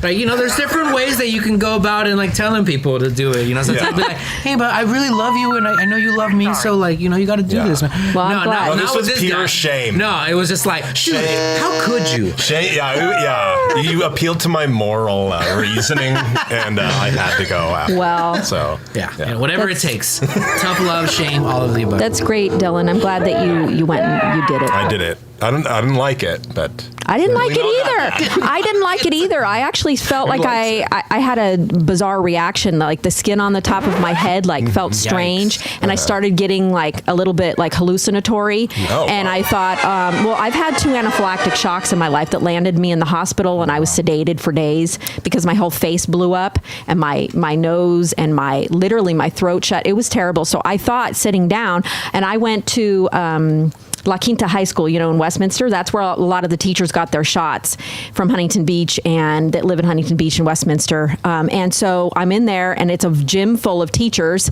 and they're all looking around at each other. And actually, I sat down, and they're like, have you ever had an anaphylaxis? And I'm like, I've had a couple, actually, and I'm freaking out right now, but I calmed myself down, and I sat down, and she's like, okay, 1, 2, 3. And I was like, oh, you can't even feel the needle. It's so thin. It's very it's small gauge, Oh my gosh. Yeah, it's a pinch. And I did not feel well. And the medic came over and sat with me, and I sat there actually for an hour because I really did not feel right. I almost felt like, have you ever had a sense of you're not in yourself? You're out of yourself. Oh, yeah. And I started spinning, Yeah, I've taken some drugs and that happened. Oh. About to say, it's a lot. This depends what kind of gummies you take, man. Well, I did not feel well. And then that's rough. About the next, 3 days later, I couldn't move my neck. Oh, no. And I thought, what is this from? And I ended up at the doctor. He goes, you need to come get a COVID test. Maybe you caught COVID in between. Sure enough, I did not catch COVID. What I did catch, are you ready? Oh, no. I caught the seasonal flu from my 9-year-old. Thanks, Max. You're awesome, dude. Thanks for that scare. Thanks, buddy. Yeah, woo. Bud, I love you, bud. Thanks, bud. So, show people you love it. So I caught the seasonal flu. At the same time, I had gotten my COVID shot. Bump, bump, bump. No. Wow. Terrible. But I'm here. I'm alive. That's a good story. Yeah, you made it. Wow. I made it. You're alive and more alive than ever, and you're ready to take on, this new role and as a councilwoman, hopefully. Hopefully. And so that definitely congratulations. Thank you so much. That's a big deal. And thank you. Thank you. Yeah. So.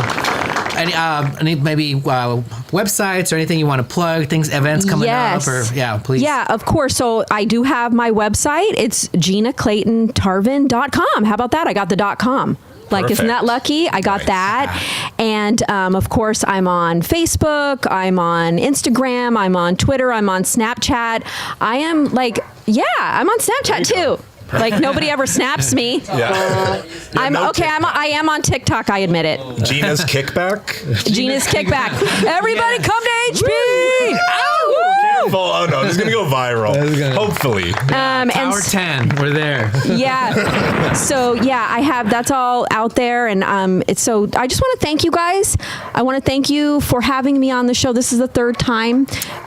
You guys are you're awesome. You really are. You do a great community service. Actually, this is a community service because you're helping to educate those that maybe want to shy away from politics or from civic, kind of engagement because they don't know if they really fit or if it's for them. And I think that you are doing a great job in telling everybody you're all welcome. Everybody's welcome at the town hall, at the city hall, at the meeting, municipio, as we call it in Italian. Everybody can come and partake and be part of the democratic process, and you have made that accessible for a lot of people. And I thank you for that. Congratulations on your 200th show. You guys are amazing. I hope you'll have me back someday. Please. Of course. No, Absolutely. Please. I'd love to hang out with you guys again. And I know we have to get to our next guest, who is an amazing person. His name is Gustavo Arellano. Yeah. Well, Benjamin is amazing too. But you're like, wait. Pero What are you talking about? I already went. Yeah. you know we are in La Casa de Benjamin right now. Yeah. And thank you for inviting us and for hosting us. I appreciate you. Yeah. Thank you so much. And but yeah, our next guest, I just because I know you're going to segue to him. Yeah, well, actually, before we get to our guest, we want to go ahead and show a quick video. We have some VIP folks that reached out to. You're never gonna believe it. Wow. They signed up. I was shocked. It's like, wow, these people know about our show. Well, it's amazing. Yeah, you'll check it out yourselves. Okay. So, Edgar, take it away. Current and hopefully future governor of California, Gavin Newsom here, dialing in to the It's Happenin' program to offer the hosts a warm congratulations on 200 episodes of the It's Happenin' radio show hour. Thank you for your undying devotion to the Democratic Party of California. Because of you, all California residents will benefit from the wonderful programs the party has to offer, such as a fresh and delicious water supply, courtesy of Poseidon. Shout out to the Santa Ana Regional Water Quality Control Board. Any hoozles, congratulations, and looking forward to more uncritical support from you and your audience. Dylan and Jose. It's me, now favorite president of all time, Barack Hussein Obama. Congratulating you on 200 episodes of It's Happenin'. If you couldn't tell, I was putting big air quotes around congratulating because, let's be clear, we haven't always met eye to eye on the issues. In time, you'll see that all this egalitarian stuff, it's just a springboard to become the leader of the most violent and corrupt military empire in all human history. Anyway, good luck, fellas. You'll need it. Hello? Is this thing on? Okay. Hello, everyone. My name is Bernie Sanders. Let me just say this. I don't usually do this. I don't wish people happy birthday. I don't congratulate them on their anniversary. I'm not going to do that. But in this particular case, I will make an exception. Congratulations, Dylan and Jose, for your 200th episode. It's quite a milestone. I would know a little something about milestones. I just celebrated my 5th day without seeing one of those little pictures of me with those damn mittens. But at the end of the day, I would love to be on your show. But remember, I like a king-size bed, 1 blue blanket, peanuts, hold the salt, and 60-degree temperature in my room. Otherwise, I will be very cranky the next day, and you wouldn't like me when I'm cranky. But once again, from the bottom of my heart, congratulations for being the 1% of the 99% of podcasts in Orange County. Hashtag Medicare for all. Hashtag not me us. Okay, I'm done. Hello, this is Mr. Mouse, aka Mouse Incorporated, aka your daddy. Anyways, I just want to congratulate the fellows at It's Happenin' for your 200th show. I still think you're a bunch of bastards, and I'm still gonna get that Dr. Moreno fellow. Mark my words, you'll be rotting in Disney jail in no time. But there's always next election. In the meantime, I'm tap dancing all the way to the bank. I'm gonna make it rain on your asses. So long, suckers. I would like to congratulate Jose and Dylan for a tremendous show and a tremendous run. 200 episodes. I mean, really, that's just incredible. Many people have told me, they say, "Sir, It's Happenin' is the best show in Orange County." And I believe these people because they call me sir. Beyond that, I want to say you're welcome for all the material I gave to you media people. I know you miss me, but you know what? Sometimes you get tired of winning. And I said it before, we were going to get tired of winning. You'll get tired of winning too, fellas. Until the next time, I just want to say, MAGA 2024, I'll be back.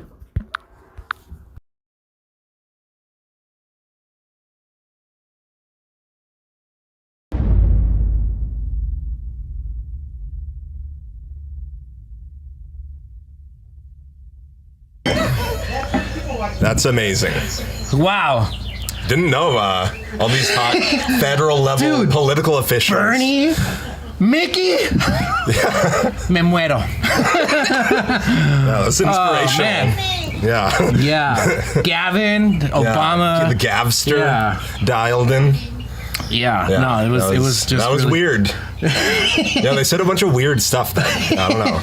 We're gonna get tired of winning. I don't think so, buddy. We're just winning and winning. And speaking of winning, and all the and just killing it in the journalism world, and in all these different spaces. Podcasting is getting into now. Author, give it up for once again back on the show, Gustavo Arellano. We need to put that on the soundboard. Yeah, seriously. Everyone here is looking at me like, why the hell does he keep doing that annoying noise? And this is what it's called. That was the beginning. Literally the first time, and first and foremost, here's a regalito a ustedes, some Corralejo 9900. Gracias. Straight from Bonito León, Guanajuato. So it's all you. It's got the Mexico label. We'll drink it all after this episode. But what happened, and so congratulations on 200. They're not even paying attention to me anymore. He's like, tequila. Oh my God, exactly. Congrats on 200 episodes at this time of ever declining local media. It is amazing that ustedes have been doing this for 200 fucking episodes. Trustee Clayton-Tarvin can't cuss, but I can. So 200 fucking episodes. You said 200 more. I said it, Gina. Yeah, I think you have to talk in the mic. Sorry. Yeah, because for the audience at home. But I was on a couple of years ago, and I remember back when the Central days. And they would keep pressing this noise, and it was like the classic. This just shows how much of a nerd I am. I never went to the club, so I didn't know what the club horn was. The club but I just kept hearing like, I'm like, and I kept saying like, what the hell is that? I was so freaking. Fucking, I mean, so fucking. Yeah, please. I'm not on the podcast right now. It's happening. That's right. And so ever since then, anytime I come on, it's happening. I always have to go. Yes, put that on the soundtrack. Yes, please. And I could be annoying and just do that for my entire interview, but I know you want to have a loquacious conversation. Loquacious, indeed, indeedly do. I always want to expand my vocabulary, but it'll never be as great as you. You're a very well read man. I'm a nerd. What the fuck else do you want? I mean, that's how I didn't want to put it like that, but since you put it like that, you're a very famous nerd. Here in Santana and in Orange County, you're very famous. I'm a loathed nerd. Yeah, well, people loathe me. Infamous. Ben loves me. That's what matters. Yeah, Ben loves you, and we love you, and that's what matters. But no, you viva los nerds. We were with Alicia. Who's, shout out to Alicia Rojas. We were talking about being band geeks. I believe you were. No, but not. Hell no. I was. You were a band geek? Oh, hell yeah. Oh my God. Yeah. Oh, I thought band geeks were the worst. Oh. They were the freaking worst, man. Even I was so much. Gustavo Arellano for being on the show. That's it. We're gonna bring. But no, look. I was the type of nerd. I was even lower than the band geeks, so we hated the band geeks because the band geeks would go on field trips and all that. We're like, we don't want to be involved in that shit. That's how much of a nerd I was at Anacrime High. Wow. Hardcore. Too nerdy for band. No, that's a different level. But all right. So you've been expanding your Gustavo universe, the Guti universe, the Gutiverse. The Gutiverse, yeah. You got just coined that right now. Instagram now. You're in LA Times. I was listening to your podcast the other day. We were talking. About the issues with Huntington Beach and the masks and all and the election, of course, of Gavin, the recall effort, right? So you've talked about a lot of different things, but I know that, and then also you have your weekly newsletter that I read the recent one about hair. I'm like, oh man, yeah, I feel you. And then that was like 2 weeks ago, man. That shows how much you've been fucking reading. I've been like, dude, you know how long? last It took night. me to edit that shout out video, which by the way, big shout out to all the people that sent a shout out. Shout out to the shout outers. Yeah, shout out to the shout outers. I literally told them what to say, and so they said exactly what I told them to say, which is why they all sound the same. Yeah, no, but you've expanded the Gutiverse. What's next? What can't you do? No, I can't do a lot of things. No, look, whatever I do, it has to be fun. If it's not fun, I wouldn't do it. If coming out on It's Happening was not fun, I would not be doing it. Like right now, what I want to do, I just want to tell old war stories like Groucho Marx used to do. So that's why I have the cigar on me. I would never want to be on a show that would have me as a guest, yet here I am. So that's how much it is. For me, it has to be fun. If it's not fun, I mean, Matt Sedillo is going to be closing the show. Amazing fucking poet. Way of the Jaguar, straight up. He knows what I'm talking about. Vamos. So, no, I mean, this is the thing. Like, if it's not fun, why would I do it? And I am incredibly privileged to be able to say that, because most people can't, they have to do the jale, the chamba, whatever, and it wears on them. I'm lucky enough that I've always been, ever since my days at OC Weekly, that I've been able to call the shots on what I want to do and what I want to write. So doing a podcast, they invited me to do that. Oh my God, we got another celebrity here. Fucking Oscar Rodriguez going up against the fucking alt losers in Huntington Beach. Fucking surf shetty shit right there. Anyways, but Warriors. Yeah, no, but Yeah, that's what I was gonna say.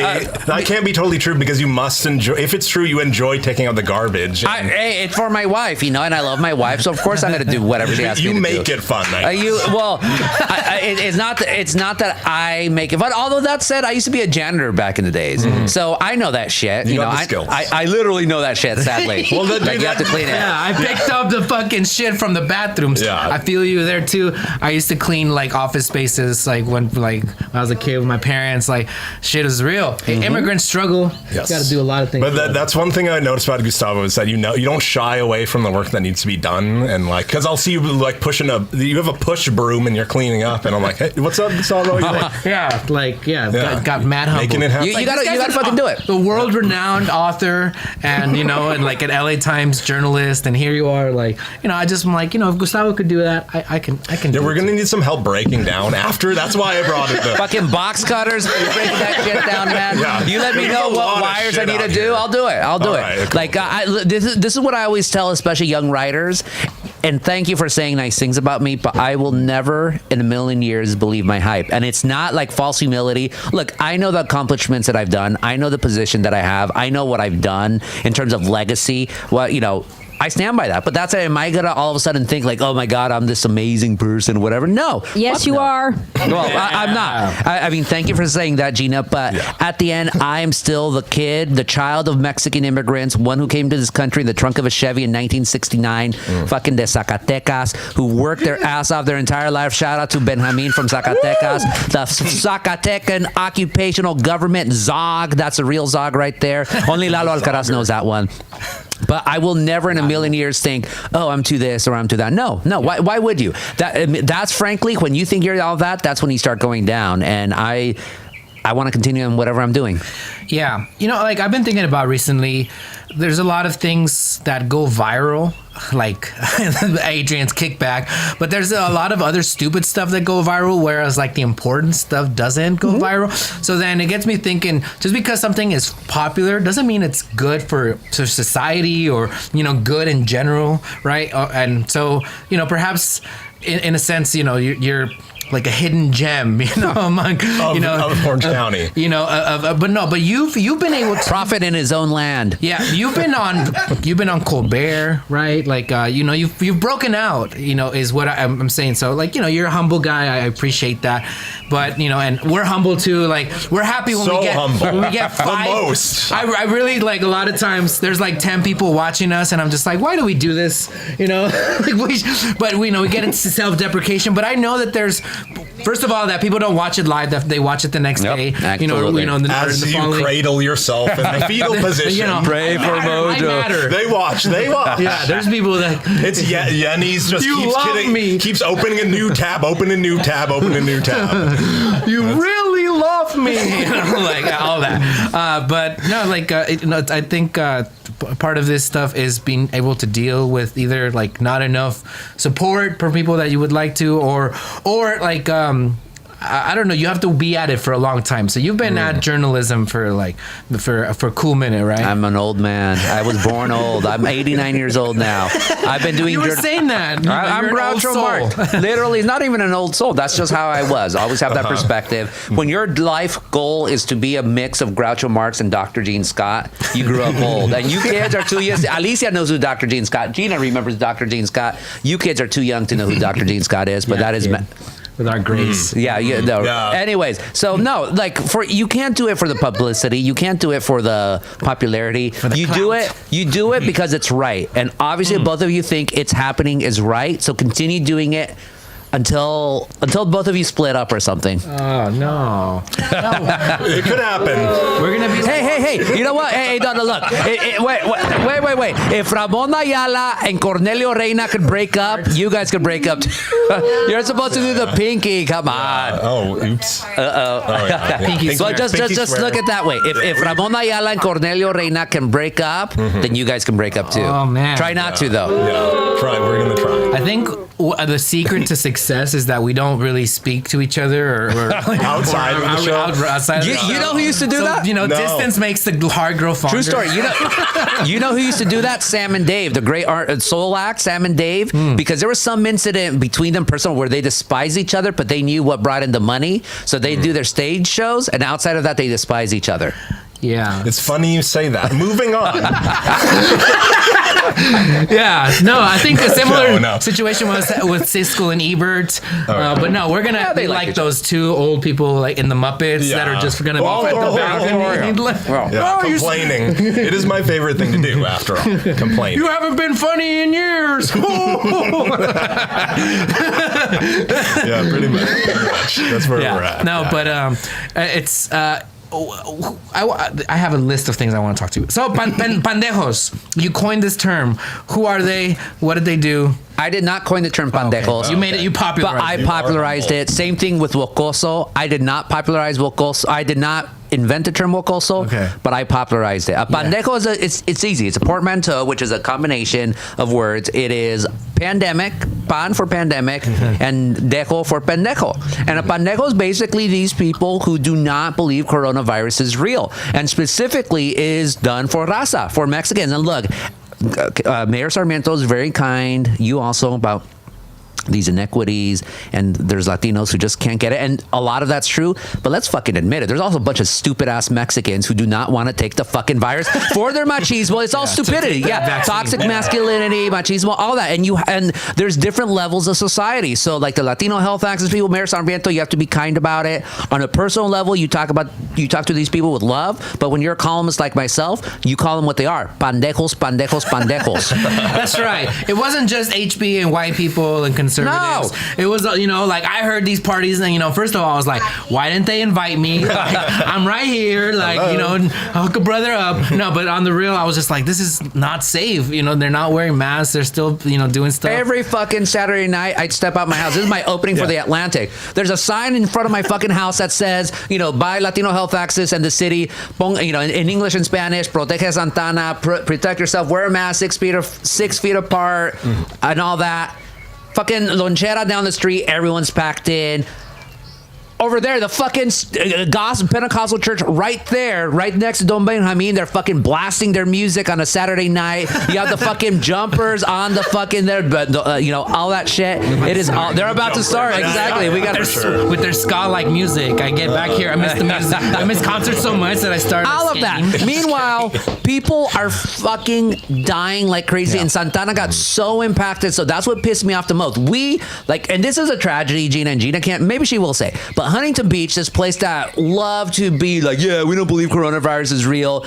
Their rates were nowhere near here in Santana, where it was real, and we were just as stupid as Huntington Beach with the pandejos. Not all of Huntington Beach, of course, but the pandejos. Yeah, but it does have a lot to do with the housing situation. No. It does. Okay, yes, it does, and it doesn't, because these people should know better. We should know better, and yet we don't, and we have this and some of us are like, and Mayor Sarmiento told me came out in the Atlantic. It's the youth element. It's the young people who fucking think they're gonna live forever, and they fuck it up for their parents. They fuck it up for their tios and tias. Not when I say pandejos, I'm not saying all Mexicans are pendejos. Not even close. You know, but those pandejos, we need to shame them in their community. We need. They're worse than Latino Trumpers. Shame.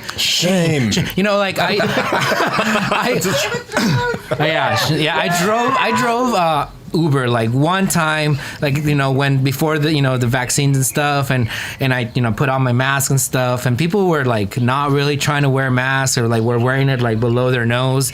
And I was talking to this one kid, and, you know, from Santana, I picked him up, and he was telling me how he got it, but, you know, he lost his sense of taste. But did you tell him about COVID, Dick? It was no big deal. What? Did you tell him about COVID, Dick? Yeah. That'll motivate. Yeah, that'll motivate you fast, right? Oh no, wait, I don't. What is that? I haven't heard it. I think I need to get off this couch. Goodbye, everybody. I'm leaving. There has been. I'm not even kidding. Goodbye. Goodbye. There it is. Now, this will be toxic for her campaign. Take care, Gina. Thanks, Gina. There has been studies already. Remember, we're only about a year and a half into coronavirus. We have no idea what this disease is, but preliminary reports show higher levels of impotence and infertility among men who get COVID. Tell them about COVID, Dick, next time. Wow. That's right. Man, you should have told me about that. But then, like, all of a sudden, all the men are quiet. All of a sudden, got really introspective right now. No. But like, I mean, I didn't get it. And I was like really careful, but, you know, and then I start learning about people that got it and stuff. So yeah, I'm just like, I really, really don't want to get it. Like, even if you survive it, there's like all these things that could happen, and including that. But, you know, like messes up your lungs. Like, people like have issues with it even afterwards. So it's a serious thing, and it's heartbreaking. The way it devastated Latinos is just. It's a political tragedy. It's politically disgusting. Yeah. All of that, and yes, all those issues that Latinos have. There are those disparities. I am not denying the disparities. Correct. But but when that happens, con más ganas, we should be masking up. We should be getting the vaccines, and yet these pandejos in our community do not allow that. That's what it boils down to. Yeah. It's like a perfect storm. It's a perfect storm. It's a perfect storm already, and then these pandejos make it a perfect storm and turn it into stupidity. A perfect shit storm. A perfect shit storm. Yes. Fuck. I'm just gonna start swearing because just randomly swear. Yeah. Just I like need Tourette's. Like, shit. Hey, on a lighter note, so Dodgers versus Angels. You know, there's been some recent unruly fans getting into fights with each other on the stands. It seems to be that it's the Dodgers all the time, most of the time. Although there's been deaths in Angel fans by Angel fans killing, like, you know. There has been more deaths of fans at Angel Stadium than there ever has been at Dodger Stadium. Don't you even try to pull this stuff, Angels fan, on me. There was an Angels fan. Wait, are you a Dodgers or Angels fan? I'm neither. Okay. I'm neither. There was an Angels fan. He's a journalist, damn it. I'm a journalist, damn it. There was... Non-biased. There was an Angels fan who got killed in the parking lot of Game 7 of the 2002 World Series, just found dead in the parking lot. There was another guy who got killed in the stands of Angel Stadium. I forgot when. There's been far more incidents of violence at Angel Stadium than there has been at Dodger Stadium. About the most violent, besides Brian Stowe, the other violent thing was a baseball player, Vince Coleman, throwing a fucking M80 at some kid in the 90s. Yikes. So what was your question again? Yeah. Well, like, you answered it. What has been seen was like, the Dodgers and Angels thing was just a segue into the real question: unruly fans.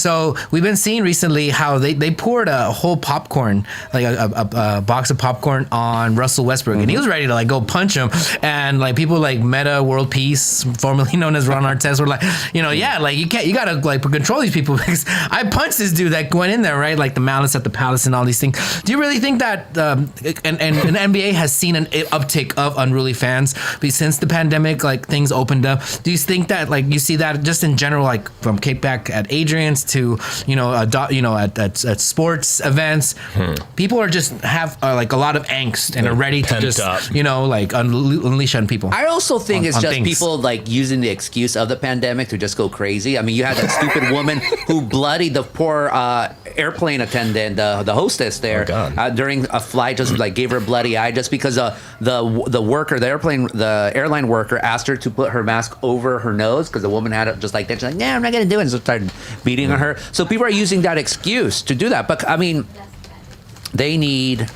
I don't know. We need to regulate. That's what I need to say. But these idiots who are just pulling that stuff. But sports fans are always going to be stupid. Again, people try to blame it now. Oh, now that Latinos are sports fans, they're really violent or whatever. Fucking in Montreal in the 1950s, when the NHL suspended Maurice Richard, the Rocket, for 50-some games, people in Montreal rioted. They fucking burned shit down. This is the Canadiens, the most successful NHL team in history, even though they haven't won a Stanley Cup in 25 fucking years.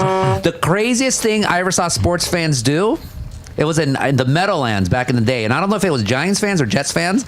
They're on like on the 5th floor, you know, like on those terraces with the, ¿cómo se dice? Just on the 5th floor or something, like right there. They found a hot dog cart, they got it, and they threw it over. That's the craziest thing I've ever seen fans. People fighting each other, we're humans. We always, throw down, always. Throwing a hot dog cart for no reason, what the fuck is that about? That's crazy. But do you see all these do you see all these prognosticators saying so like, oh my God, the sports fans now are so just crazy now? No, because they were gabachos from the East Coast, and the gabachos from the East Coast, they're colorful. The Phillies fans, the Boston fans are a bunch of racist fucks, throwing shit. No, this is true. Kyrie Irving talking about it recently, and Danny Ainge saying, I've never heard of any racism happening in Boston. Where the fuck have you been, Danny Ainge? Come on. Bill Russell himself was, one of the greatest, definitely the greatest winner in NBA history. He said, like, I never played for Boston. I played for the Celtics.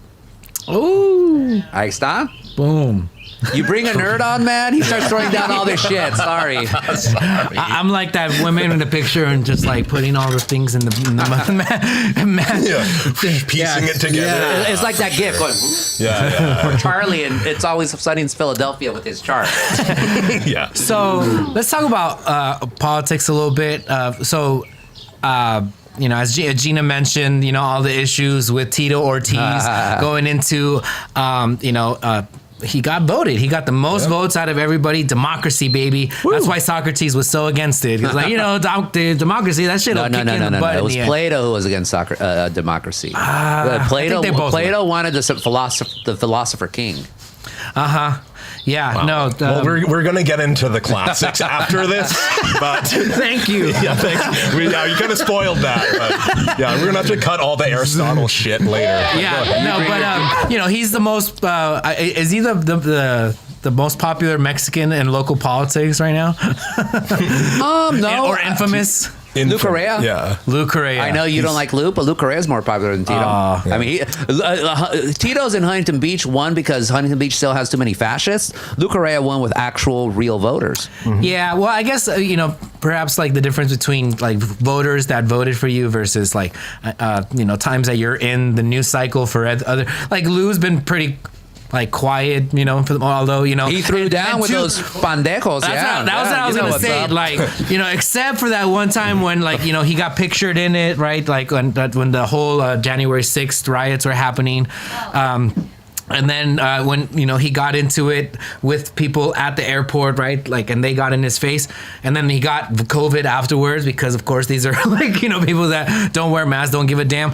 But so he got put in a positive light. But for he's quiet on other stuff too, like the Palestine issue and, et cetera. Let me getting deep track shit right here. Oh, yeah. We're doing that.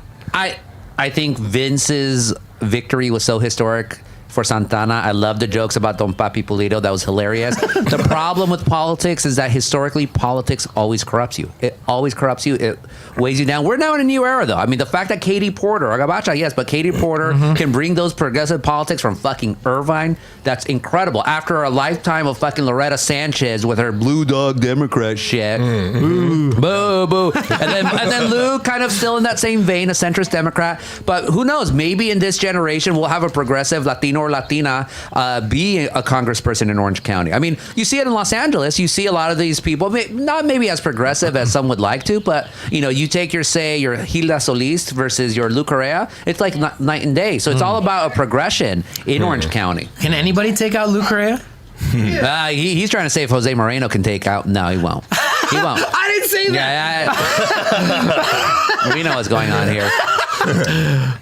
Lou is too entrenched. Lou also, I mean, we know how the incumbents are, or we know how the public is with incumbents, and they're just going to keep voting him in. You'd have to have a true grassroots campaign to be able to bring these people in or to come out to vote for this like people's candidate or whatnot. I just don't see it happening just yet. It really has to be, look at Katie Porter, look at AOC. It has to be literally a political nobody who harnesses, kind of like Bernie. I mean, even though Bernie was from Vermont, but how the hell do you get fucking a white socialist from Vermont getting all these burners like Jose, like fucking Coachella, like Indio, all that stuff? You have to channel that. And when you're a politician, a lifelong politician, you just can't do that because you're so into that system already. You have to bring a complete outsider to bring that.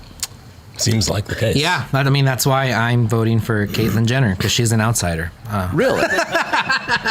That's a twist. Yeah. The problem with Caitlyn is that no one likes her. Who likes Caitlyn Jenner? No one. The trans community doesn't like her. The LGBT community hates her. Republicans, they're like, Yeah, they're confused. They're confused. They're like, well, we're historically homophobic, and transphobic, and transphobic and all that, but all of a sudden, here's a Republican who talks as nasty as we do. Yeah.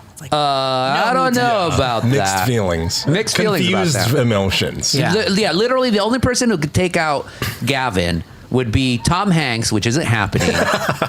Elon Musk, who's not going to run. And that's it. There is nobody as what? Jake Paul? Fuck Jake Paul. Jake Paul. Wow, that would be something. Yeah. It's coming, though.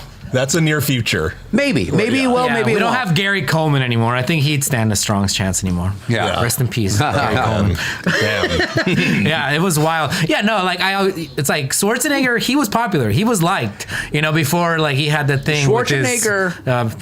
Which one of the housekeeper, the groping, all of that? Yeah. No, I mean, we got to go back in the time machine. You would have been a chamaquito back in the day, but like my generation, there was literally an article in the LA Times about the Schwarzenegger. The typical Schwarzenegger voter was a Latino male because they loved him from Terminator and all that. Yeah. And we don't have that anymore. We do not have that anymore. There is no, I mean, maybe fucking, Vin Diesel maybe gets someone from F9. Liam Neeson. No one. But you see, there is no one that has that cachet that's going to be able to be Gavin. Adrian, maybe Adrian could fucking run. Adrian's a Latino. The most untold story of Adrian's kickback, that it was a Latino kid from Corona with his Latino friend, also from Corona, and the Latino-ness of Adrian's kickback has been completely wiped out. I mean, thank God Adrian didn't show up to his party because the HB police would have done God knows what to him. No way. It's true. Damn. Antonio Saldivar, rest in peace. Ray Wershing, you know what I'm talking about. Yeah. What about Mark Wershing? Sorry, Mark Wershing, not Ray Wershing. What about Danny Trejo? Like, he's popular. Trejo's Tacos? Yeah. Trejo's Donuts is actually not that bad. Have you been? No. No, they're pretty good. He makes this fucking vegan horchata and uses date sugar. It's super freaking good. And you see, when Gavin still had to pick his senator, I said it should be Danny Trejo. I mean, it ended up being Alex Padilla, totally cool guy. But Danny Trejo, everyone loves Danny Trejo. Oh, yeah. But he's not going to run because he's a proud Democrat. He's not going to run against Gavin. And he doesn't want to get into politics. He's doing enough good stuff as it is. Like, really, you want to talk about good Latinos who walk the walk and are big time? Danny Trejo definitely is. Yeah. He's been sober now, I think, for 50 years. He's still a counselor for this shit. Like, he got a lifetime achievement award from not AA, but from one of these sobriety groups, because I don't think he was ever an alcoholic, but he was into drugs. But he's still a counselor. He doesn't have to do that anymore as a celebrity. The fact that he is, that speaks a lot about him. Yeah, no, and his longevity as a Latino Mexican American actor, right, in the industry, it's not easy, right? I mean, Come on the show. Yeah, no, but that's a positive story, and and so what is next for Gutiverse? You said that at the very beginning, and now you're ending with it. Come on. Yeah, that's where we're in. Like, what's next? I'm gonna smoke this cigar. Okay. I've already been chewing on it enough. I'm getting high off of this damn cigar. It wasn't the mescal. Now I'm like fucking. Yeah, there was a little buzz there. I'm totally buzzed now, and it wasn't the mescal. It was this. No, I mean, just the same thing I've always done. Try to tell comfort the afflicted, afflict the comfortable. Yeah. tell the truth no matter how unpopular it is, aka Flaming Hot Cheetos. It does not matter what. Stand by the side of truth. To quote a famous man, history will always absolve me. History will always absolve me. Okay, but there we go. And try not to get canceled. Yeah. No, you don't know. Damn. Yeah. I got canceled once. Remierda. That was the greatest fucking cancellation. Matt Sedillo was one of the warriors behind me. He knows what's going on. These people try to fucking paint me as something that I wasn't, and I got fired after 3 days from Remierda. And look at me now. Look at where I'm at. Better Simple as off. that. Anytime you try to cancel me, I just go up higher. And if worst case scenario, nothing happens, I'll be Don Benjamin's gardener, jardinero right there. He got some good squashes right now, but I was telling him, you got to do this, got to do that. I'll be fine. He's more and at the worst case, I'm the trash guy at Alta Baja Market. There you go. Yeah. So shout out to Alta Baja Market. Oh, yeah. And she's an author now. She's an author now. Oh, wow. She just came out with a book. You got to have her on, man. Yeah. All right. So let's facilitate that. So we have her on for the next coming shows. What's her book name? It's called Beginner's Guide to Preserving, and I wish I would have brought a book. I'm a very bad husband. Delilah Snell. Follow on Instagram, Alta Baja Market. That's all you need to know. That's all you need to know. Yeah, we've been there. Food is delicious. Drinks are bomb. Like they got craft Mexican drinks there. Yeah. And all sorts of goodies. Oh, yeah. That's right. Mexicana. Yeah. Mexicana. Yeah, so definitely shout outs to her. Shout outs to everybody that supports the local scene. So I could continue to talk to you. So we got to close with Matt. We got to go on. So way of the Jaguar shit. He knows what's up. Thank you from the bottom of my heart from us, and for being on the show, for supporting us over the years, man. And keep up the good work. And aquí estamos. And just one more time. Gustavo Arellano, everybody. Thank you. Thank you so much. So we're going to have Moa Uno. He's a rapper, a longtime friend of mine. He's a part of the Red Bull Batalla de los Gallos and all the things that they're trying to do to promote Latino rap in the communities in LA, Santana. This thing is going viral. Y'all don't even know what these kids are doing. They are poets and their minds work so quick. But Moa Uno, organizer for street battles out there. Big ups. Boom. Yo reportando desde Los Ángeles, California, se moja humo la liga de la calle. Más detalle, It's Happening Show, programa 200. Check this out. Saludos para Gloria. Hey yo, saludo para el que siempre me aguanta. Levantado hasta las tantas. No me gusta el Sprite ni la Fanta. La agua fresca es la que a mí me encanta. Que me refresca los pulmones y me excita la garganta. Seca, peca, yo nunca soy un feca. Hermano, tampoco querido ser analfabeto. Este freestyle de la real motherfucking yeca. Hermano, el moja humo en todos lados se respeta. Así que escuche, mi hermano, yo le digo que luche. En esta mierda yo tampoco quiero ser peluche. Saludos para los mayas, aztecas y los mapuches. Hermano, en esta mierda el estilo es como un cluche y un glitch. Yo no quiero hablar de eso que eres stitches, ni que me tiches, ni nada de snitches. Mi hermano, de tantos golpes que tengo stitches en el corazón y en la panza llena de lombriz. Chiftis, ya existe toda la cicatriz, tirando en la torre de Los Ángeles estos pises. Hermano, pinto todos mis días grises. Saludos para todo, hermano, el moja lo bendice. Saludos.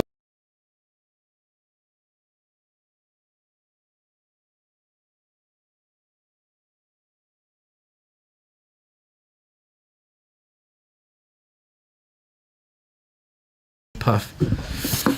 Yeah. Thank Very you, nice. Moa Uno. Muchas gracias, hermano. Estamos en la lucha. Claro que sí. 200 show. Man, I've been having some conversations about having some interviews from part of the It's Happening universe, talking about universes, to interview people in Spanish. So yeah, we got some stuff coming up your way, including some potential shows. But speaking of shows, I got started and a lot of this energy got started from doing It's Happening open mics, full moon open mics at el Centro Cultural de Mexico. I always give it up for the places and the spaces that gave me the opportunity to harness my craft and to put people on, because that's what it was all about for me, from when I started doing in Fullerton to in the future, and meeting all these beautiful people that could sing, could rap, could rhyme, could do amazing poetry. And along the way I met this amazing brother who's here today, activist, artist, author, all around badass prophets of rage, and just a revolutionary in all manner. Matt Sedillo, welcome to the show. Oh, thank you. Appreciate it. All right.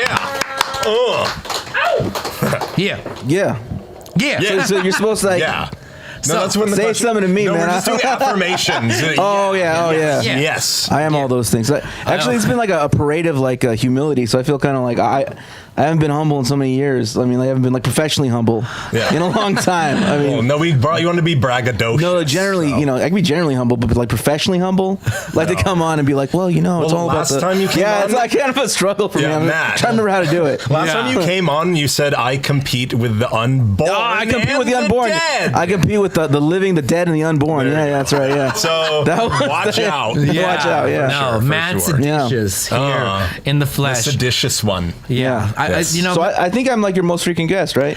I want to say you're up there. I think so. I need to go back and look through all the 200 shows. You need to compile the data. Yeah. But I think you're probably up there. Jose Moreno is also up there, then it's a platinum tier. You're both platinum tier. Well, it's only because Gustavo's more busy, Yeah, exactly. He's got better things to do. Gustavo's got better things to do. Gustavo's a busy man, so understood. But I'll do. No.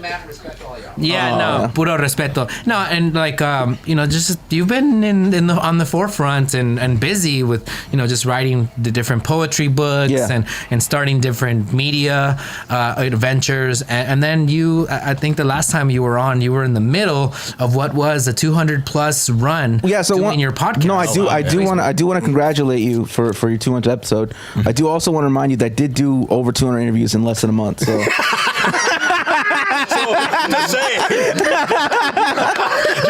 Just saying, if we were really trying. Once again, thanks a lot, Matt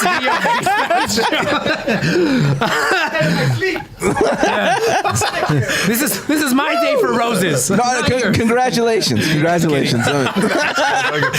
Good job. Both of you. It did in 3 weeks. No. And I don't know if you noticed, during COVID, I've been growing out my hair too. So within a week, my hair is gonna be longer than yours as well, because everything. Everything I do, Jose. Everything I do. Oh my God! It's not. I got you there. I got you there, but I don't got you in the other stuff. Yeah, bring me back in a week. See what happens. Man, no, but in all ways, I think you are known and know yourself to be one that has surpassed, many people that perhaps were starting up around you along the way. But you've also, just been surrounding yourself with people that have, done amazing work. I mean, in LA and stuff. I mean, Iris de Anda, shout out and gave us a shout out, and other folks, that are built, and created the scene. But you really just went, just 0 to 100 real quick, and we're traveling all over. We're going to different colleges and doing workshops and stuff and performing, and so I mean, there's a long resume of all the different awards and things that you've done, right? But but that's just shows your work ethic. So it's important to be proud of that, right? Yeah. You can't, you gotta, hey, I hustled, right? Right. Well, I mean, I encourage everyone else who, that's it's all came from hard work, and if I am any good, it's because I work hard. I mean, it's really I have a certain amount of talent, but I'm not that much more talented than most people. I mean, I'm a little clever. I just work really hard. I mean, I'm a little clever. I can kind of make a joke. I can kind of do a punchline. I know how to do a little bit of research, but for the most part, for anyone that wants to be a writer, I would kind of give this encouragement. I would say that what you need to do is you need to develop a style, kind of a signature style, and then turn that style into discipline, and then turn that discipline to a standard of excellence that you hold yourself to every time, right? And that way you become the world's leading expert as to why you're excellent, as to why you're great, as to what you're bringing. And that way you can't really be discredited by anybody, and you can't really, you kind of know what you're doing and why you're doing it and how you're doing it when you have your own style, when you have your own rhythm. And the way to best do that is to kind of become a student of your own best impulses. Become a student of your own mind, in effect. And that way, you move the production of your genius from your unconscious mind to your conscious mind. because we all have these moments. We all have these fleeting moments where we're really brilliant, where everything kind of flow states, kind of like the Matrix. We kind of figure out what we're doing. And, you're like channeling. Right. We're like channeling something else, and we know what we want to talk about. We know how we're going to talk about it. But those are like kind of your best impulses. So you can study like that and study the rhythm, study the kind of math of it. Like really kind of de-romanticize it. Really take the romanticism out of it, and that way you can actually produce a higher quality of work on a regular basis. You can produce your best work on a regular basis and have a deeper, body of work. So I'm assuming we just got part of your seminar for poetry writing. Here. Yeah, pretty much. I mean, got it free. This is on the internet forever. It's really in there forever. I mean, you can bring me to your school and I'll tell you the same thing and I'll just say it again and again and again for an hour, but it really boils down to, the basics, right? So the basics are you have the beginning, a middle, and end, okay? So in the beginning, you grab their attention. The middle, you deepen their knowledge. In the end, you save the best for last, right? So that's just the basics. But within that, you got to find a signature way of saying it, a signature way of doing it. Now, I'm not going to tell you what you should be writing about. You should know that already. You should have your passions. I mean, but developing a voice, developing how well you write, that's a completely different process than finding out what you want to write about. It's a completely different process. Yeah, it's a completely different thing. You kind of talk about like the structure or the like getting a process, but as far as the artistic aspects of it have to come from within. Yeah, and they have to come from within, and then like after that they come from within. They come from like these like things that cannot be explained, things that would require like having been there your whole life, seeing you your whole life to know why it is you say things a certain way and why it is you think a certain kind of thing and why that sounds good to you and that doesn't. So those kind of weird things that are part of your personality. Yeah. But then discipline beyond that, like discipline, like everyday discipline, like, okay, I'm going to work at this and I'm gonna get better and better and better at writing the way I write. And so like, that's pretty much it. I mean, that's pretty much how you do it. So Is there bad art? Like, are people bad artists? Yes. Yeah. They say that art is subjective. No, there's exceptionally bad art. I mean, in what? No, there's I don't know if there's bad art, but I mean, there is. Of course. I mean, like you see someone tell a story, right, and it keeps going. They're going back and forth. They're not going A to B to C. I mean, they're not doing something. That's not that could be worked on harder. That could be whatever. I don't think there's bad artistic impulses. I think like all these artistic impulses and like kind of these things you kind of do whatever. Yeah. But like if you're not disciplined about it, if you're not putting it together, to be the best, most dynamic way you can do the thing that you're expressing, then yeah. I mean, I don't know if it's bad. I mean, it's good that you did it and it's good that you feel good. But like. Is it something that like other people are going to think is good? Impact. Yeah, you can have that impact. Probably not. The more you focus on honing your craft, the wider impact you're going to have. The more clear and more precise and the more just iconic the work you do is, the more people are going to take note of it. Yeah. And that comes from hard work. That comes from discipline. That comes from editing and re-editing and re-editing. That come and whatever it is you're doing, that I'm sure that this is true of anything, whether we're talking about, being a journalist, whether we're talking about painting, whether we're talking about distilling tequila, whatever it is, just doing something over and over and over again until it just becomes like muscle memory, until it becomes like just like knowledge just in you that it's even difficult for you to explain to other people. That's kind of like how you get good at anything. And so I think that when people tell me something like, oh, you're doing this, you're really good. I mean, the reality is that, am I smart? Yeah, I'm pretty smart. Am I clever? I'm pretty clever. Yeah, but not like I personally, walking around my life, am not as intelligent or as clever as my body of work. My body of work is a product of discipline. Yeah. No, I know, like, there's a lot of that comes from like the Greeks and stuff, where they separated the artist from the art, right? Right. So he was right about Plato, by the way.